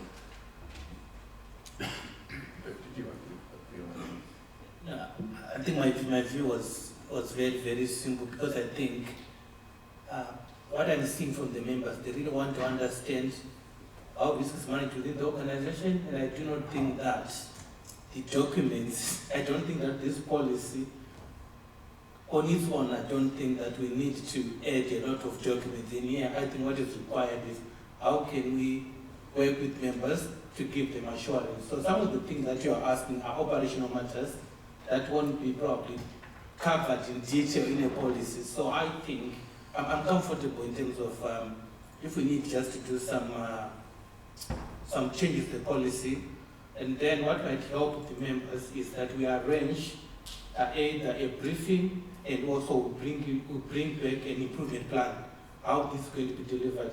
Because if we agree that we are going to add additional documentation, I think we'll probably end up now with everything there. Probably it won't be a policy, it will be a policy plus something. That's probably my worry in terms of how much detail needs to be in the policy. So I think the high-level stuff, I agree the high-level stuff, amendments can be made, then we can arrange a workshop or a brief for the members, and then bring an improvement plan that shows how the improvements are going to be implemented, which gives you assurance and opportunity to look at improvement in the future as well. So your suggestion, Simba, is that we agree the high-level policy today, but that we seek further, that we expect further information to be shared on how that policy is going to be implemented. So I suggest that if we are approved, but if members can send to Aldo the thing that they want to see changed, I don't think there are significant changes on the policy. What members are looking for are additional detail. So I think that if we agree that the policy is approved subject to the amendments suggested by the members, then that's okay. And then we can bring the additional detail in other forums. Otherwise, I think that's what I think change needs to happen. Okay. So I think our options, therefore, are to agree the policy as it is and subject to further information on the implementation of that policy coming to a subsequent meeting, or not agree the policy and until further information is received at a following meeting. Is that a sensible decision that we can make today between those two options? Tim has another question before I ask members for their opinion on I have one slightly, a third option, okay, which is to agree the policy subject to the insertion of what detail lies below it and where that can be found. So, you know, what David was talking about, what Ed, I can't remember, Ed or David, one of you, was talking about the fact that what's missing is... So I'm pretty sure it's what we just suggested is what we want. No, I think you said agree the policy and then come back and tell us where the other stuff can be found. What I'm saying is agree the policy subject to being put into the policy where the other stuff can be found. The issue that not be that we then have to specify exactly what is put in, therefore we're just going to end up with something, I don't know, we should end up in a bit of a loop there. Or we could agree that it's put into subsequent versions of the policy once we've agreed what it is we want to see in there. So if we're not happy that that's been described today, then we could ask for the policy to come back next time with that information included, perhaps in its covering report. I would prefer that. Okay. Ellie? I think that's a good idea. I think it'd be good to have some kind of briefing in between there. I think what Simba was saying about having some kind of workshop, maybe not a workshop as such, but just a briefing so that when we do come back, it's a much more sort of straightforward process and we're not asking you all these questions again. And we've sewn everything up so that when it comes back again, we know that it will definitely go through. So we are indicating content with the current, we're content with what we've been seeing over a draft policy, but there's some more detail that we want to see before we could approve the policy. Sorry, I would say I'm just a bit worried about this detail because I know it doesn't sit easily with us, most of us. It's not really detail, it's specifics, I would call it. So that, we're not asking you to give us a heap of detail. We're asking for you to specify more what is intended for Bristol. Because as I said in my views, this is very textbook. Could apply to nearly any organisation. You can't argue with it, but it doesn't inform us fully. That's my issue. Thank you. Okay. Last interjection before we try and move on. My very simple suggestion is that we have reviewed, we have provided comments. All you have to do is not move the motion. We can just move to the next item. If you wish to move for approval, we can vote on approval. If you don't wish to move for approval, then we've done what we've been asked to.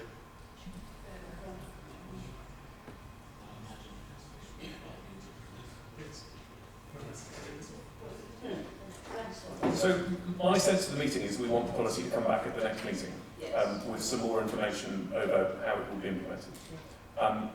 Is that the sense of this meeting?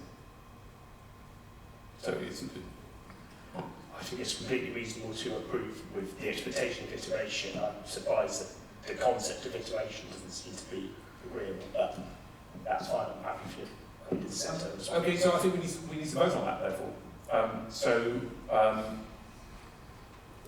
two options. Option one,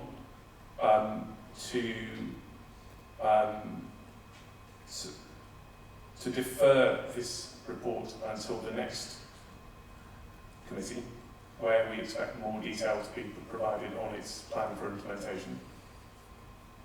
Option two, to approve the policy now and to receive further information in due course. So I think you only need to vote on option one, and if it is deferred, that's it, basically. And if it's not, oh yeah, anyway.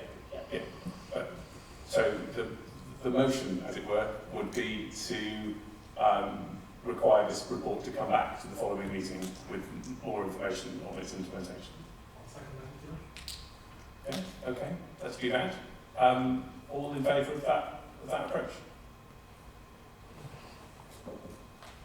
And all not in favour of that approach? Okay, thank you everyone. That was an unexpectedly fierce debate on the risk management policy. I am conscious that we've been going for 2 hours. Would members appreciate a short comfort break? So let's do that and we'll see you in about 5 minutes. Thank you everyone. I think all members are back, and I think the officers who we need for these items are here, so I think we should make a start. We've got the second report from Audit. It's not to put I'm expecting this to be a bit more straightforward. In terms of the purpose of this report is to summarise the update on the corporate risks for quarter 3. So over to you, Albert. Thank you, Chair. And just to clarify, the front cover there is obviously the policy and not the Q3 report. So, as touched on previously, this is assurance over the process. So for Q3, which went up to around about the 15th of December, there's 15 corporate risks, 2 scoring critical, corporate risk 58, corporate risk 60. The 2 improving risks, corporate risk 63 and corporate risk 7.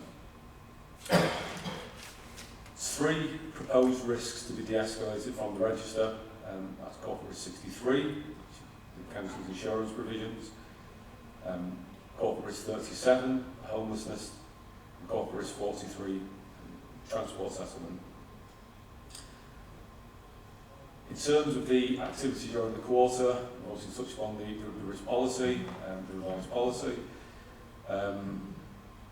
The reporting format, again, as we touched upon, will change for Q4 in terms of the way this is presented.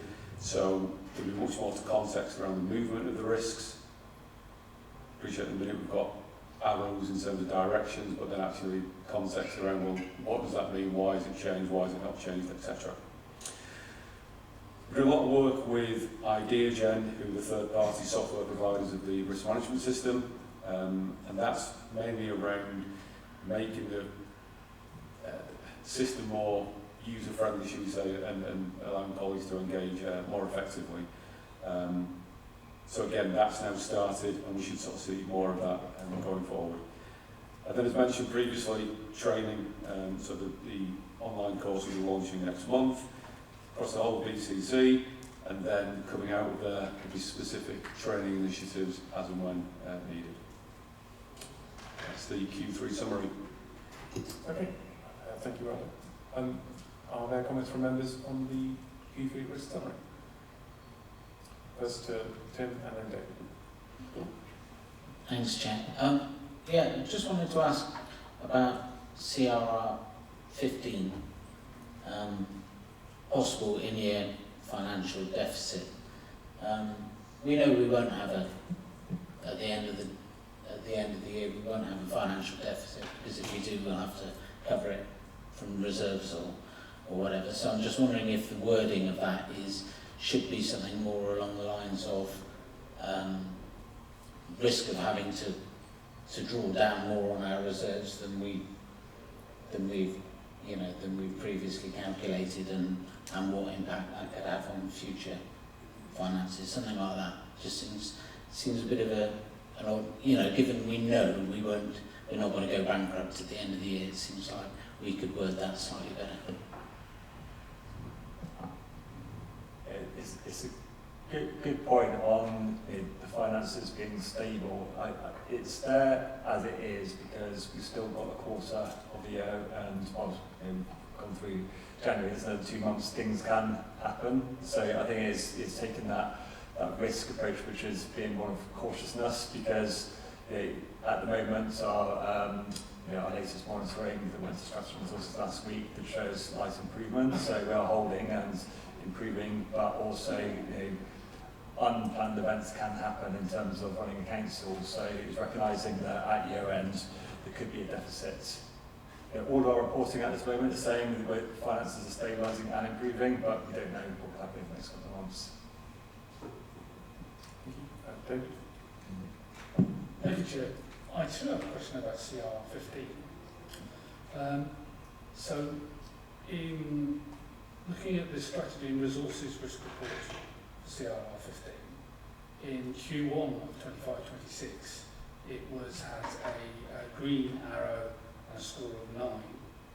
And we move to Q2, and we have a complete reversal of the risk trajectory of a score of 15 and a red arrow. Can I have some understanding about why the risk has changed so dramatically, please? It was informed by our what is probably our Q1 and Q2 monitoring. So the in-year overspend increased during that period. So the in-year what spend? Yeah, the in-year budget monitoring is the forecast at the end of the year. Right. Okay, thank you. I guess the question for the risk setting is, does that mean our original assessment of the risk of that was wrong? I don't think so. I think a lot of the budgets were robustly rebased for 25-26. What moved the risk position was the fact that the continuation of activity in high cost in children's social care and in part adult social care increased the level of risk during the year. So it showed that movement from the start of the year to midpoint of the year, stabilising. Okay, I think you had a question from Joe. Thank you, Chair. A very small one, really. It does say here somewhere that these risks are presented in order of severity, but I don't think they are actually. In terms of, if severity means score, then no, they're not. That's just a little point. More importantly, really, and I appreciate, that we are in a moving situation here, that this is going to look different, we did say. But, we would need to really see, would we not, the corporate objectives that are being threatened by these risks. I would certainly find that helpful, and it's kind of almost a normal thing, that you would see on the risk register. What are the corporate objectives that this corporate risk register are threatening? So that's for the future. So that's just another comment for you. Thank you. Do you have comments on that, Audit? No, just in terms of in terms of severity, there's certainly by exception. So again, just calling out the two critical risks. But yeah, I think in terms of presentation, I agree, it could be reordered quite easily. Yeah. Other comments? Ed? Thanks very much. So just looking at the risk set to be de-escalated, so CR 63, the council arrangements for managing its insurance and risk arrangements. Just to be entirely clear from here, what has changed about the risk arrangements, and therefore why it's proposed for de-escalation? Could you expand on that a bit more, please? Yes, certainly. In terms of what we're talking about de-escalation, it basically gets moved down to that director level of management. So in terms of that risk in particular, a lot of work is taking place with Zurich in terms of our insurance arrangements. The internal insurance team has changed significantly in the last 9 months, and that exposure, the risk has been reassessed twice.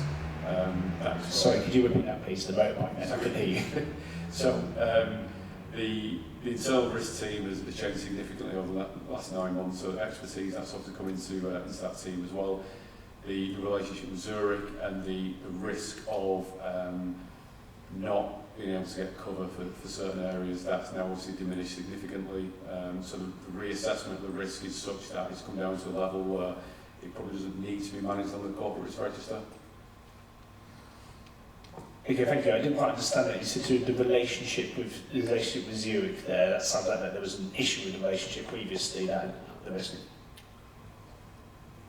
Yeah, to give a bit more detail, Zurich provide our insurance cover to the majority of our assets, and Zurich's underwriters wanted to see improvement in terms of some of the key areas with our assets, and through close working with them and officers across the council and bringing in more skill and capacity into our insurance function, their confidence has built significantly. And that really helps ongoing conversations about insurance renewals, premiums. So the relationship's gone from one that needed improvement to a massively improved relationship, and that's informed the corporate risk score. Thank you. It's pleasing to hear that trust has developed and that has a material impact on the council's finances. So thank you. So a comment from Ben. Wanted to ask about CRR 43. Just managed to ping it away. About CRSTS, given it says about the business cases being completed by the end of 2025, we've obviously had slightly disappointing news about the Park Street project. Is that going to affect this risk? We'll have to come back offline on that one and through the risk owner on that one. Any other questions from colleagues? Now, my assumption, without the updated covering report, is that the recommendation is to note this. I think that's usually what happens for quarterly risk reports. So I'll be happy to note the report that we have in front of us. Okay, thank you very much. Oh, sorry, is there a comment, Joe? Sorry, no, a question, a clarification, please. What happens to the risks that we want to remove? Do we have to agree those? It's not our decision. So we are noting the fact that that proposal's been made by the officers that manage that. Right. So, but the next register will not have those risks on it. Is that right? That's right. Okay. Thank you. Okay. So the next item on the agenda is the SIRO assurance report. Before we go to it, I had delayed one item of Chair's business because I thought Tim should be in the room when we discussed it. That may actually not have been necessary. Which is, I wanted to ask colleagues across the legal and finance if there had been any developments in the recruitment of a second independent member, because this is something that we envisaged would be advertised between the last meeting and this meeting. So is anyone able to comment on progress on that? You have the comments in. Chair, so you are aware that the recruitment is led by you, Section 154 monitoring officers. Myself and the Deputy Monitoring Officer are trying to identify potential candidates. So we've spoken to one potential candidate. We've sent them the application pack. Once that is obtained, they need to come to you and team. We are also hoping to speak with another candidate as well. If they respond positively, we'll bring that to it. It's proving very, very difficult to get independence, but we're trying our best and coordinating with other councils as well, just to see how they're doing. So yeah, it's in progress. So hopefully before end of February, we'll have figured out someone. Okay, thank you, Simba. That's really helpful. Did you have a comment? Just to add to Simba's updates, I think Jay mentioned about that we're taking a more direct approach. We discussed this with Grant Thornton as well in terms of almost identifying candidates that we feel would be suitable for the independent member, and that's why, as Simba said, we've made contact with potential candidates, so we're starting that dialogue. That's really good to hear. So thank you, all approximately 3 of you. So I hope that leads to a successful outcome. I think if so, we hope that it does. If it doesn't, if there are some lessons that we have to learn about how we pitch that role, or the views of the remuneration panel on how we reward independent members. That's something that, if we're not successful, we might want to discuss how we discuss that. I'm not sure whose responsibility that is. I don't think that is a decision taken by the committee. But I do recognise that it is proving difficult to find people who are willing to volunteer on that basis, and we are very, very grateful to Joe for doing so. But it would be lovely for you to have a colleague, and we are, I believe, trying our best to find someone. So I just wanted to update members that we are not yet at that point, and I hope we will be soon. Sorry, comments from Ed. Yes, firstly, just to clarify Jerry's nine colleagues. Secondly, while I appreciate the value of headhunting, is it, given the challenges it sounds like we're having in identifying suitable individuals, is it not something that would be advertised openly in some way, as you expect with recruitment to simplify? It has been, but only with limited success. Okay, so this has been advertised in the usual way, and there just hasn't been a lack of interest. Right, thank you for clarifying. When we appointed Joe, we interviewed 3 people who applied for that position, but Joe was the only one who was suitable. I hope we find the next person soon. Okay. Fine. We will now move to the SIRO report, so that's Tim's opportunity to update us on that part of his responsibility. Thank you, Chair. So this is a report that I bring roughly on an annual basis to the Audit Committee, outlining the areas of assurance that I look for in terms of the management of information risk within the Council.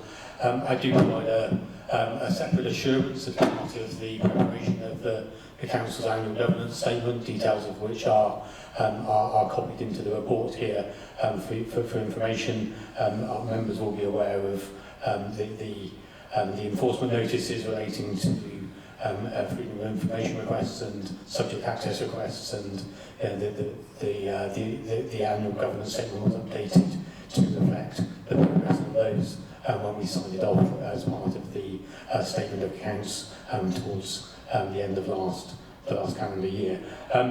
The report at section 6 highlights the areas within the Council where I look for assurance, that those include various responsibilities that sit with the Information Governance Board, which I chair, but also through data protection, information asset owners, and the work of our internal audit service in particular.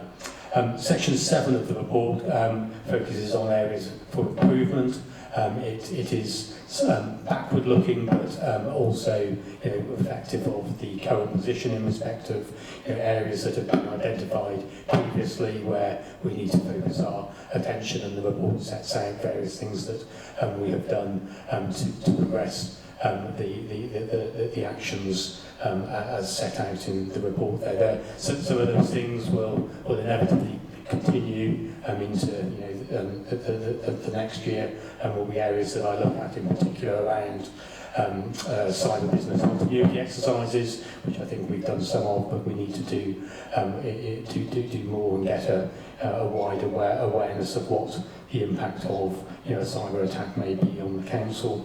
Further emphasis on training and embedding of policies, I think, is something that we have to progress as a Council, and is a key area of assurance, especially when we have things like data breaches, and we have to report to the Information Commissioner and provide them with assurance that we've got appropriate plans in place to ensure staff are adequately trained in their responsibilities around data management. And of course, there's things like the support to our ongoing digital and IT transformation.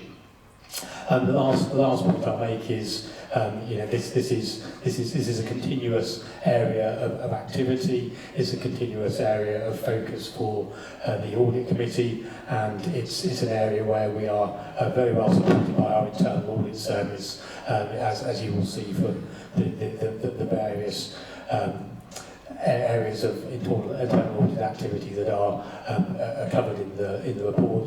Those limited assurance reports that have been reported here in recent times, but also the work that is on the internal audit plan for Q3, Q4 in the current audit plan year. So there's a lot of work done in this space. It's an area of significant challenge. It's an area of risk to the council, but there's a continued and committed focus within the council. There do remain areas for improvement, as the report highlights.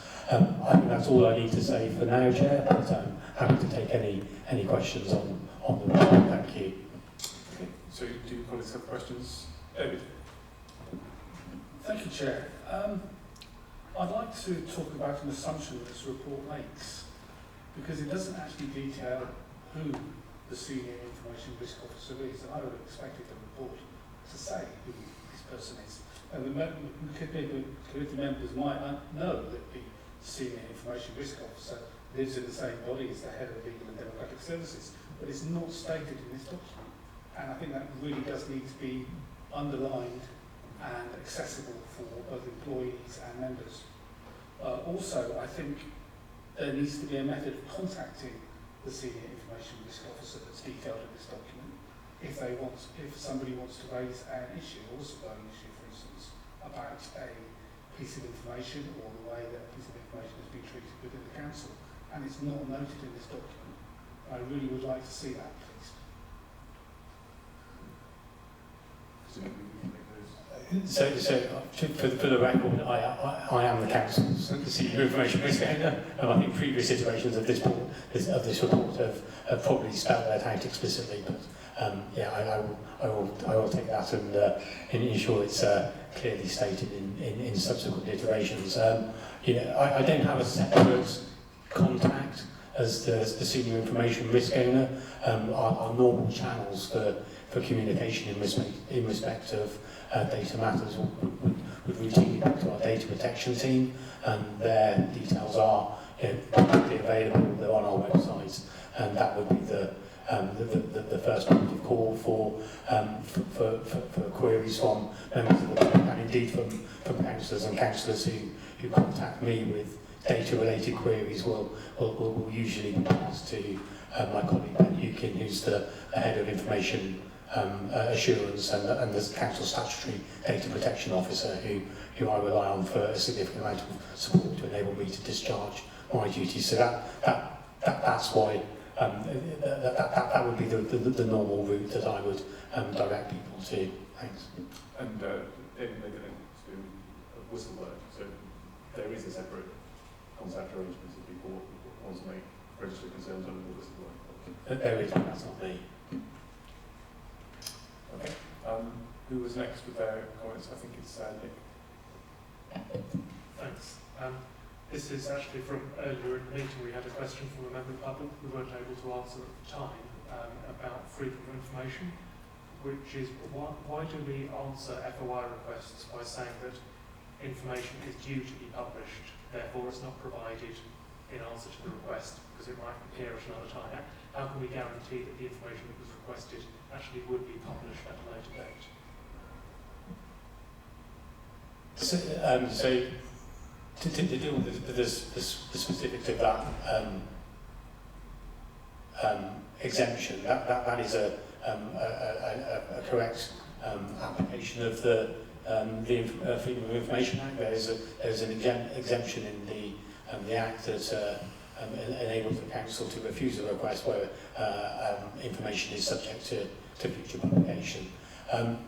What I don't think we routinely do is say when that information will absolutely be available, but I think it's incumbent upon those responding to freedom of information requests. Good practice would suggest that they should be at least giving an indication of when or how that information will be made public. So that is something that was part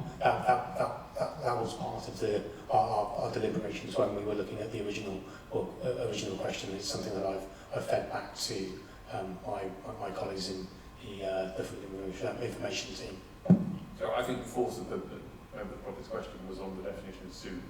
So it's completely reasonable to say we're not answering this question because that information is in the public domain.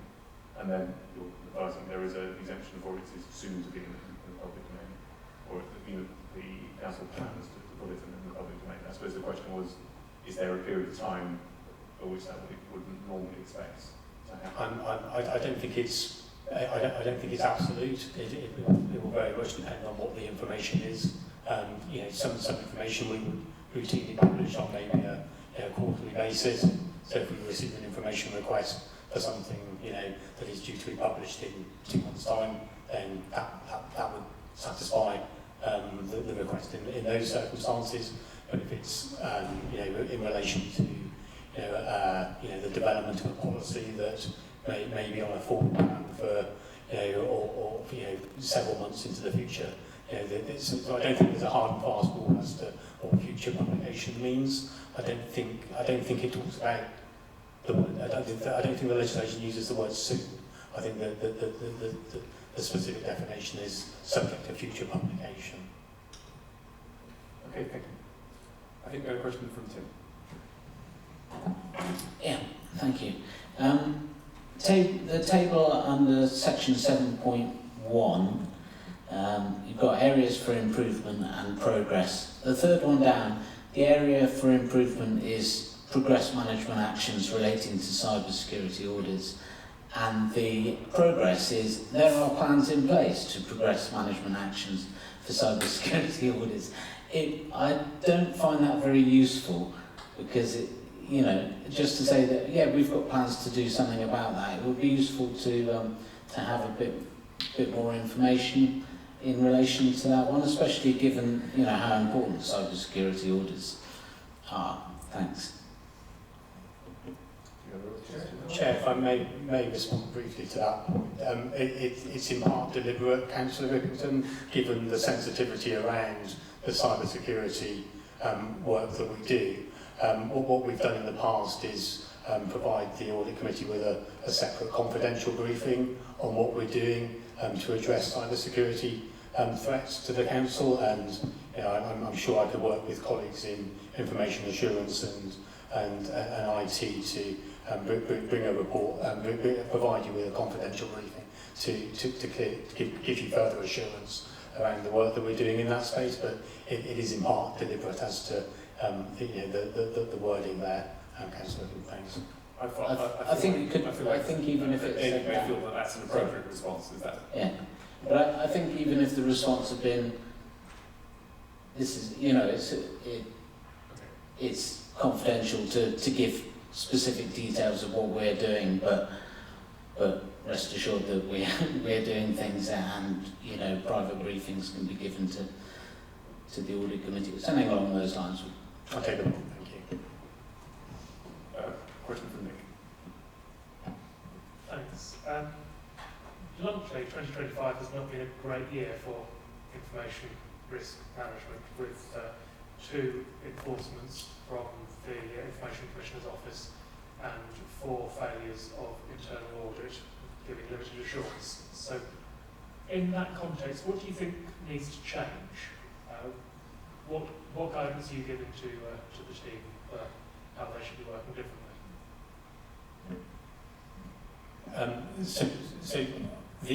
If I start with the 2 enforcement notices, obviously there were extensive action plans published that we reported here back in the autumn. The first of those enforcement notices has now been complied with. The second, I'm assured we're on track to do so by April this year. An awful lot of work to turn around those services was identified in those action plans, and that certainly touches on at least one of the areas of limited assurance, which is around our disclosures team, which was directly linked to the subject access requests limited assurance audit. We're due a follow-up, I believe, on the information asset owner audit, which I think is being progressed in Q4.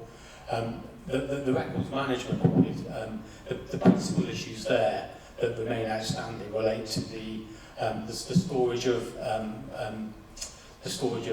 records in A-bond, which is more of a property-related matter, but it fell under the umbrella of information management in its widest or tactile sense. The data quality one is not an audit that I'm wholly familiar with, so I would need to defer to colleagues in the policy and data and insights service teams to give you further detail around what is being done in that space. But as with audit limited assurance reports, they will receive a follow-up from our internal audit service. I'm aware of at least one of those that is currently being progressed, and I dare say Simba will be able to give you further details on the timelines for the others. Okay, so I think we have a further comment from Nick and a question from Joe, and then I hope to conclude this item. Yeah, so just clarifying, you don't see a pattern about needing more resource or a different leadership, it's just a series of unfortunate events that happened all at the same time in unrelated divisions. So I think it's I think the challenges we've had around information risk management have been well rehearsed through this committee. I think we've made improvements in what we're doing around freedom of information and subject access requests. We're still not where we need to be, and there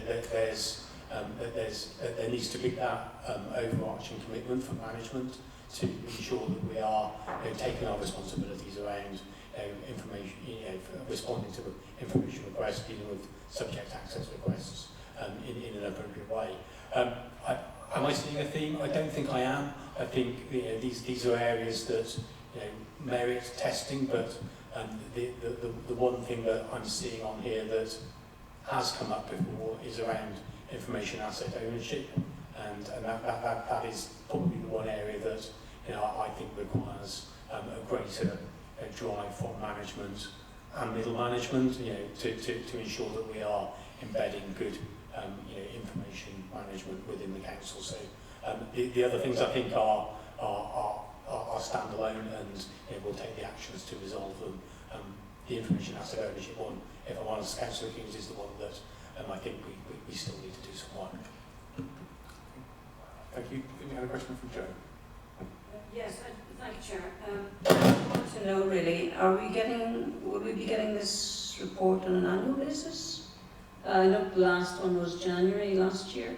So is there a plan for the timing, the regularity, or the frequency of this report? Yes, it is annual. As close as I can to it being annual, yes. Okay, so we're asked to note this report. Are we happy to note this report?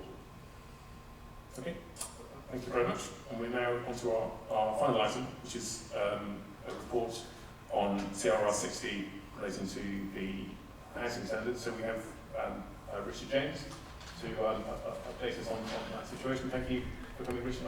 I'm sorry you had a little bit of a wait to finish your term. But could you introduce your report? Yeah. I'll just give a brief summary and then open up for questions. So I'm here to provide an update on CRR 60, as we've mentioned, and also the Housing Consumer Standards Programme, which is responding to CRR 60. At the October Audit Committee, it was requested that I come back, which I am now, and I was asked to give a report on progress with how we've responded and completion of milestones within the Housing Consumer Standards strategy, and also to provide more information on how we're doing with issues related to stock information. So the report I produced responds to those 2 points, really. So I'll just give a quick whistle-stop summary. So the report outlines that we achieved successful completion of milestone 1, and that was presented to the Homes and Housing Delivery Committee on the 19th of December. I can provide more information if required about what milestone 1 is, if you'd like. Come to that. We're now focused very much on milestone 2, which had a completion date of December 2025. We're currently reviewing, assessing whether the completion evidence from those actions. There's 15 actions that relate to milestone 2.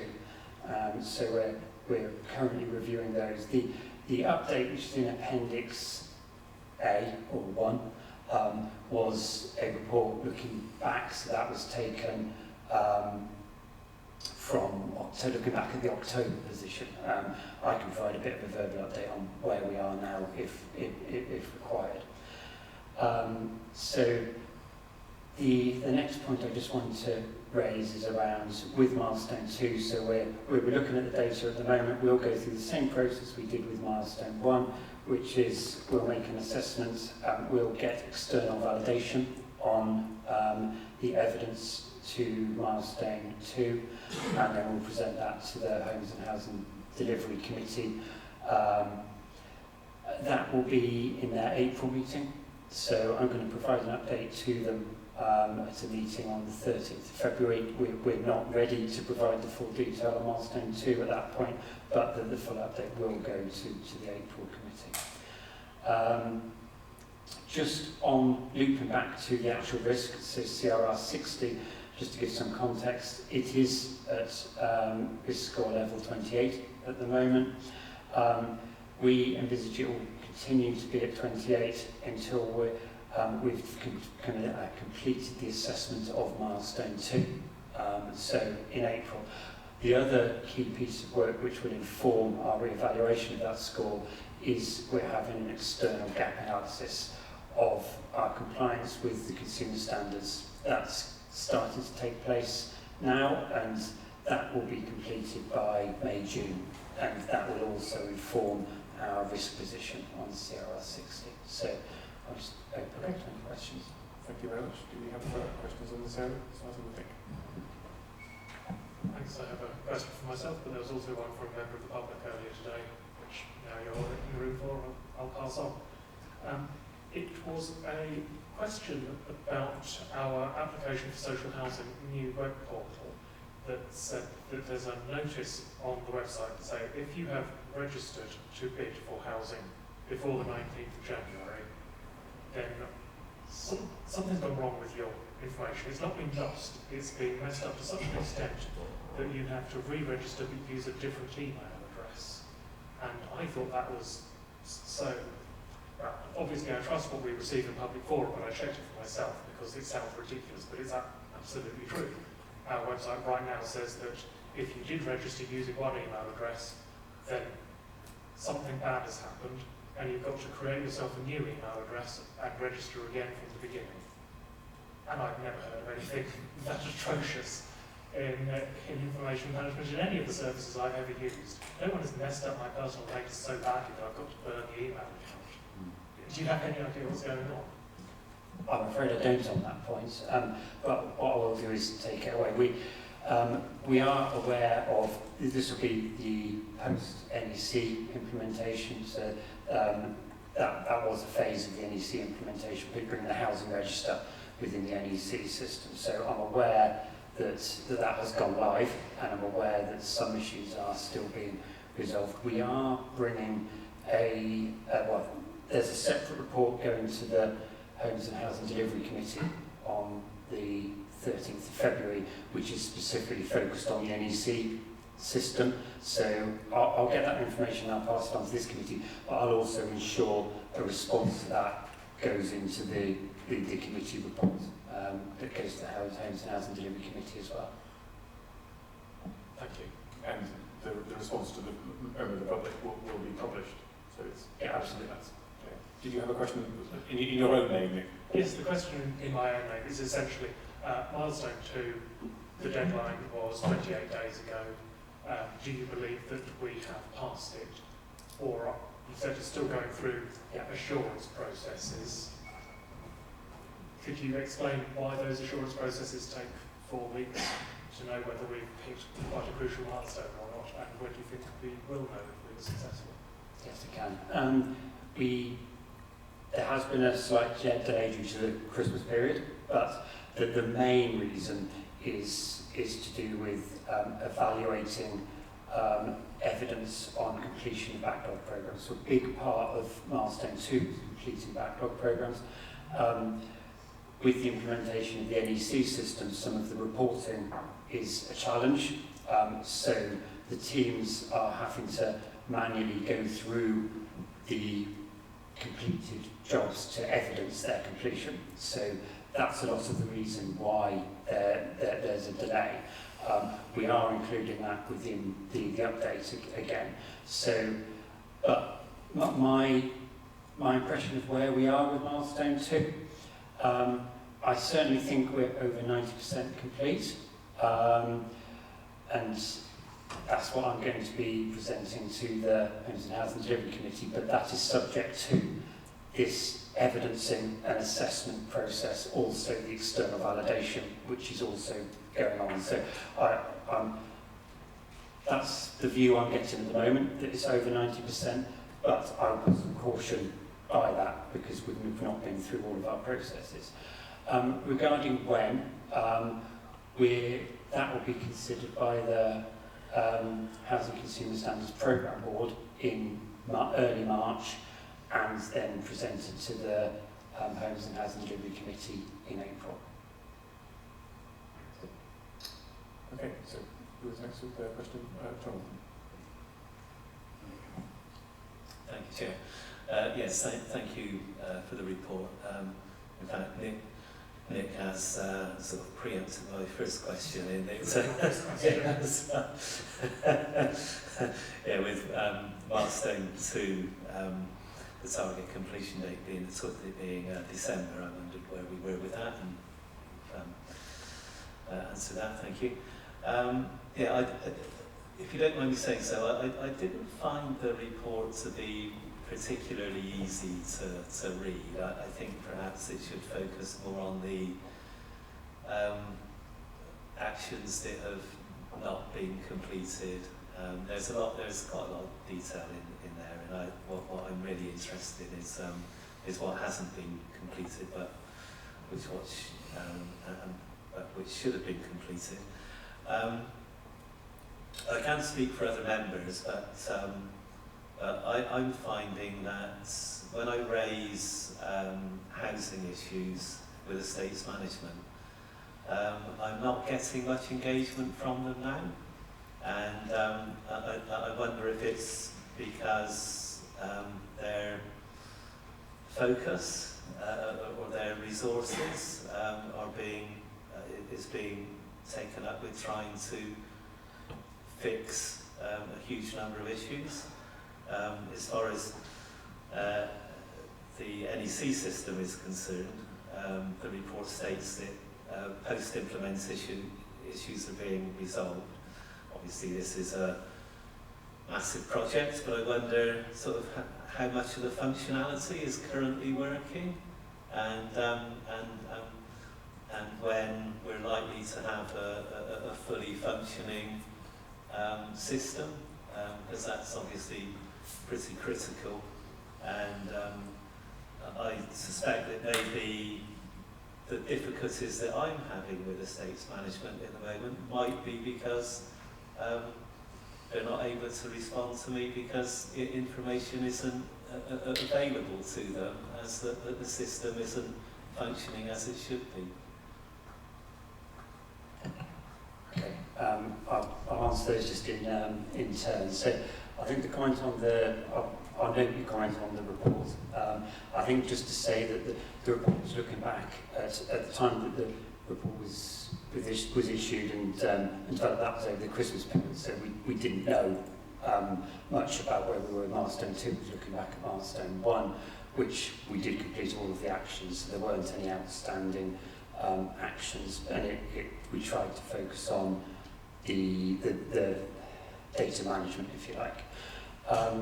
But regarding NEC, actually, the majority of the NEC system is working, and it has improved the way a lot of areas of the business are, but there are significant issues that remain. I'm not close enough to those individual issues and that detailed timeline, but over the next couple of months, I would say that there is a big emphasis on responding and completing down those key issues. And I think there'll be I'd hope to be in a much more positive position when we report to the Homes and Housing Delivery Committee in April on that. Thank you. So we have a question from Cam and then David. So my question is regarding milestone 3 in the appendix. It says the fire door replacements are currently behind target, and the priority 1 target was for them to be replaced in February by February 2026, presumably the end of February 2026, and then priority 2 by April. Do we have time frames of when that work will actually be completed if it's behind target? So just to clarify on that, is that the overall milestone you're referring to?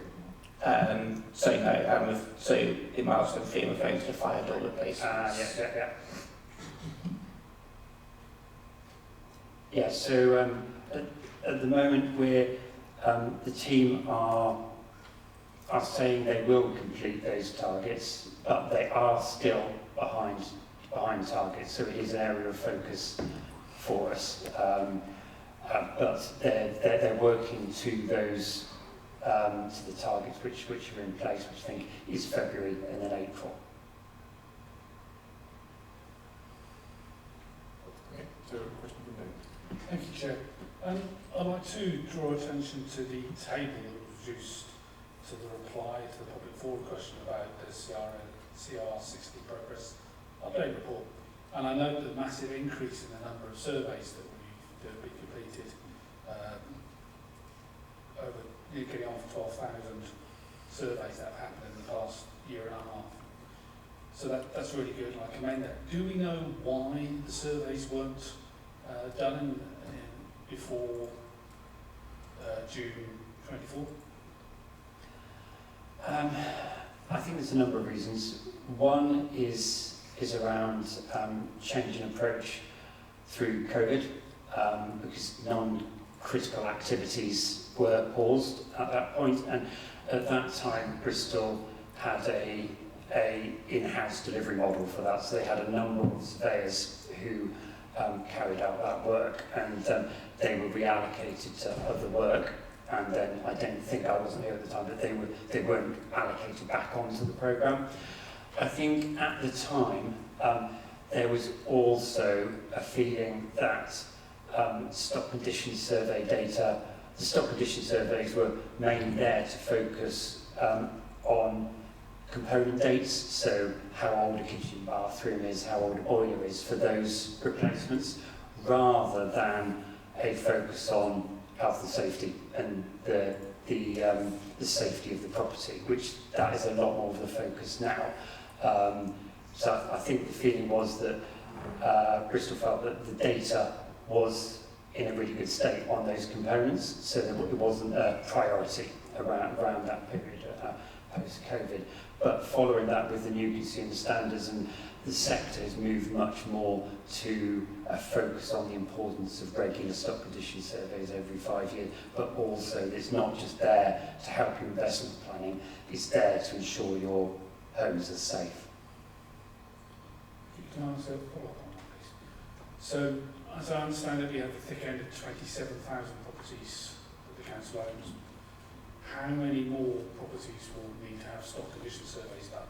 And which milestone is that associated with in your list of milestones, please? Yeah. I think it's milestone 3, but I'll talk you through the plan. So we have a target at the end of March, so March 26, we want to achieve 70% coverage of stock condition surveys in 5 years. And I think off the top of my head that's about 19,000 homes. And then after that, we want to have completed all of the stock condition surveys by March 2027, so a year later, which is between milestone 3 and 4, but it falls between milestones, but ultimately 70% by March 26, 100% by March 27. Is there any other comments, Joe? Thank you. Thank you, Chair. I'm just trying to follow the additional information that you're giving us on the milestones, you know, and milestone 4, your answers to some of the questions, obviously you've got that information, but it's not actually in the report. What you just said about milestone 4, for example, that isn't in here. You know, there's no. I'm looking at milestone 4 and the additional information, and there's virtually there are no. I can't see any dates at all. So I'm just wondering about, you know, how do we ensure that we are looking at the most up-to-date information, so we don't have to ask you questions and you give us what is really fresh information in the meeting. I'm just wondering about the future reporting and how can we get around that, please? Yeah, this is quite high level reporting. So within the programme, there's about 65 actions across all of the milestones. This is within that appendices A1. That's exception reporting. So there aren't any milestone 4 actions which are outstanding. We've drawn out only actions which are either overdue or at risk of being overdue. So you'll see on milestone 2 or milestone 3, each of those have a negative variance, basically. They're behind target. That's why you don't see anything on milestone 4, because they're all on target. We have a concern about too much information that you can get lost with, because it's a very big programme, it's got a lot of actions. So what we're trying to do is focus on and bring your attention to those areas where we are behind. Thank you, that's very helpful. We have a question from there. Thank you. There are 2 points here. I think firstly we need to acknowledge that with the issues of the NEC switchover, the hardship that causes to many people who are looking on our housing waiting list. It's a hard enough experience as it is to then have to go through such range of technical issues and errors during that switchover is an incredibly frustrating experience for them. And I do appreciate it as a complex project, but I do think that does need to be said at this point. I did want to ask here, I don't expect an answer right now, perhaps it's an answer to be provided to the Housing Committee in February. We find out for how many days in total applicants on our housing waiting list have been left without the ability to bid on properties while this switchover has taken place. And then secondly, an unrelated matter on just looking at the appendices, particularly page 69, the programme overview summary. I appreciate this is a trivial matter in comparison, but the way this information is presented is completely inaccessible. I think there's about 400 or 500 words of text on a single slide here, and I'm afraid I don't think that's an acceptable way for pages to be presented to a policy or regulatory committee, and I really encourage that that the way those slides are presented are adjusted in a way that actually members of the public can effectively scrutinise it without needing to put on 3 pairs of reading glasses and have an advanced reading age. I'm afraid this is not of the communication standard that I would expect. So thank you for those comments. I think it's really helpful to comment on the accessibility. I think you made a very specific question over how many days were people not able to bid. I doubt Richard has that available now, but I think we should get a number for that. And when we do, it's important to remember that there were two periods of non-bidding, because there was an initial time where the system went down and it then wasn't implemented, and we rolled back to the old system, so there were 2 periods of time. On next point, I was surprised enough that we were requiring an email address from people that may not necessarily have used it before, but requiring 2 is horrendous. Are there any other questions before we conclude this answer? Okay, so the question question is, are we able to note the report that we've had from officers? Are we able to do that? Okay. Thank you very much. Thank you, Richard. And thank you to the remaining officers. This concludes our business. Thank you to all members for sticking it out to the end. And see you next time. Thank you very much. Chair, just to note, I would still appreciate having written answers. I still would appreciate having written answers to supplementary. Cool. And also, if an officer's planning to bring a report to a committee in 2 weeks' time, then perhaps that might be put onto the forward plan, because it's not there currently.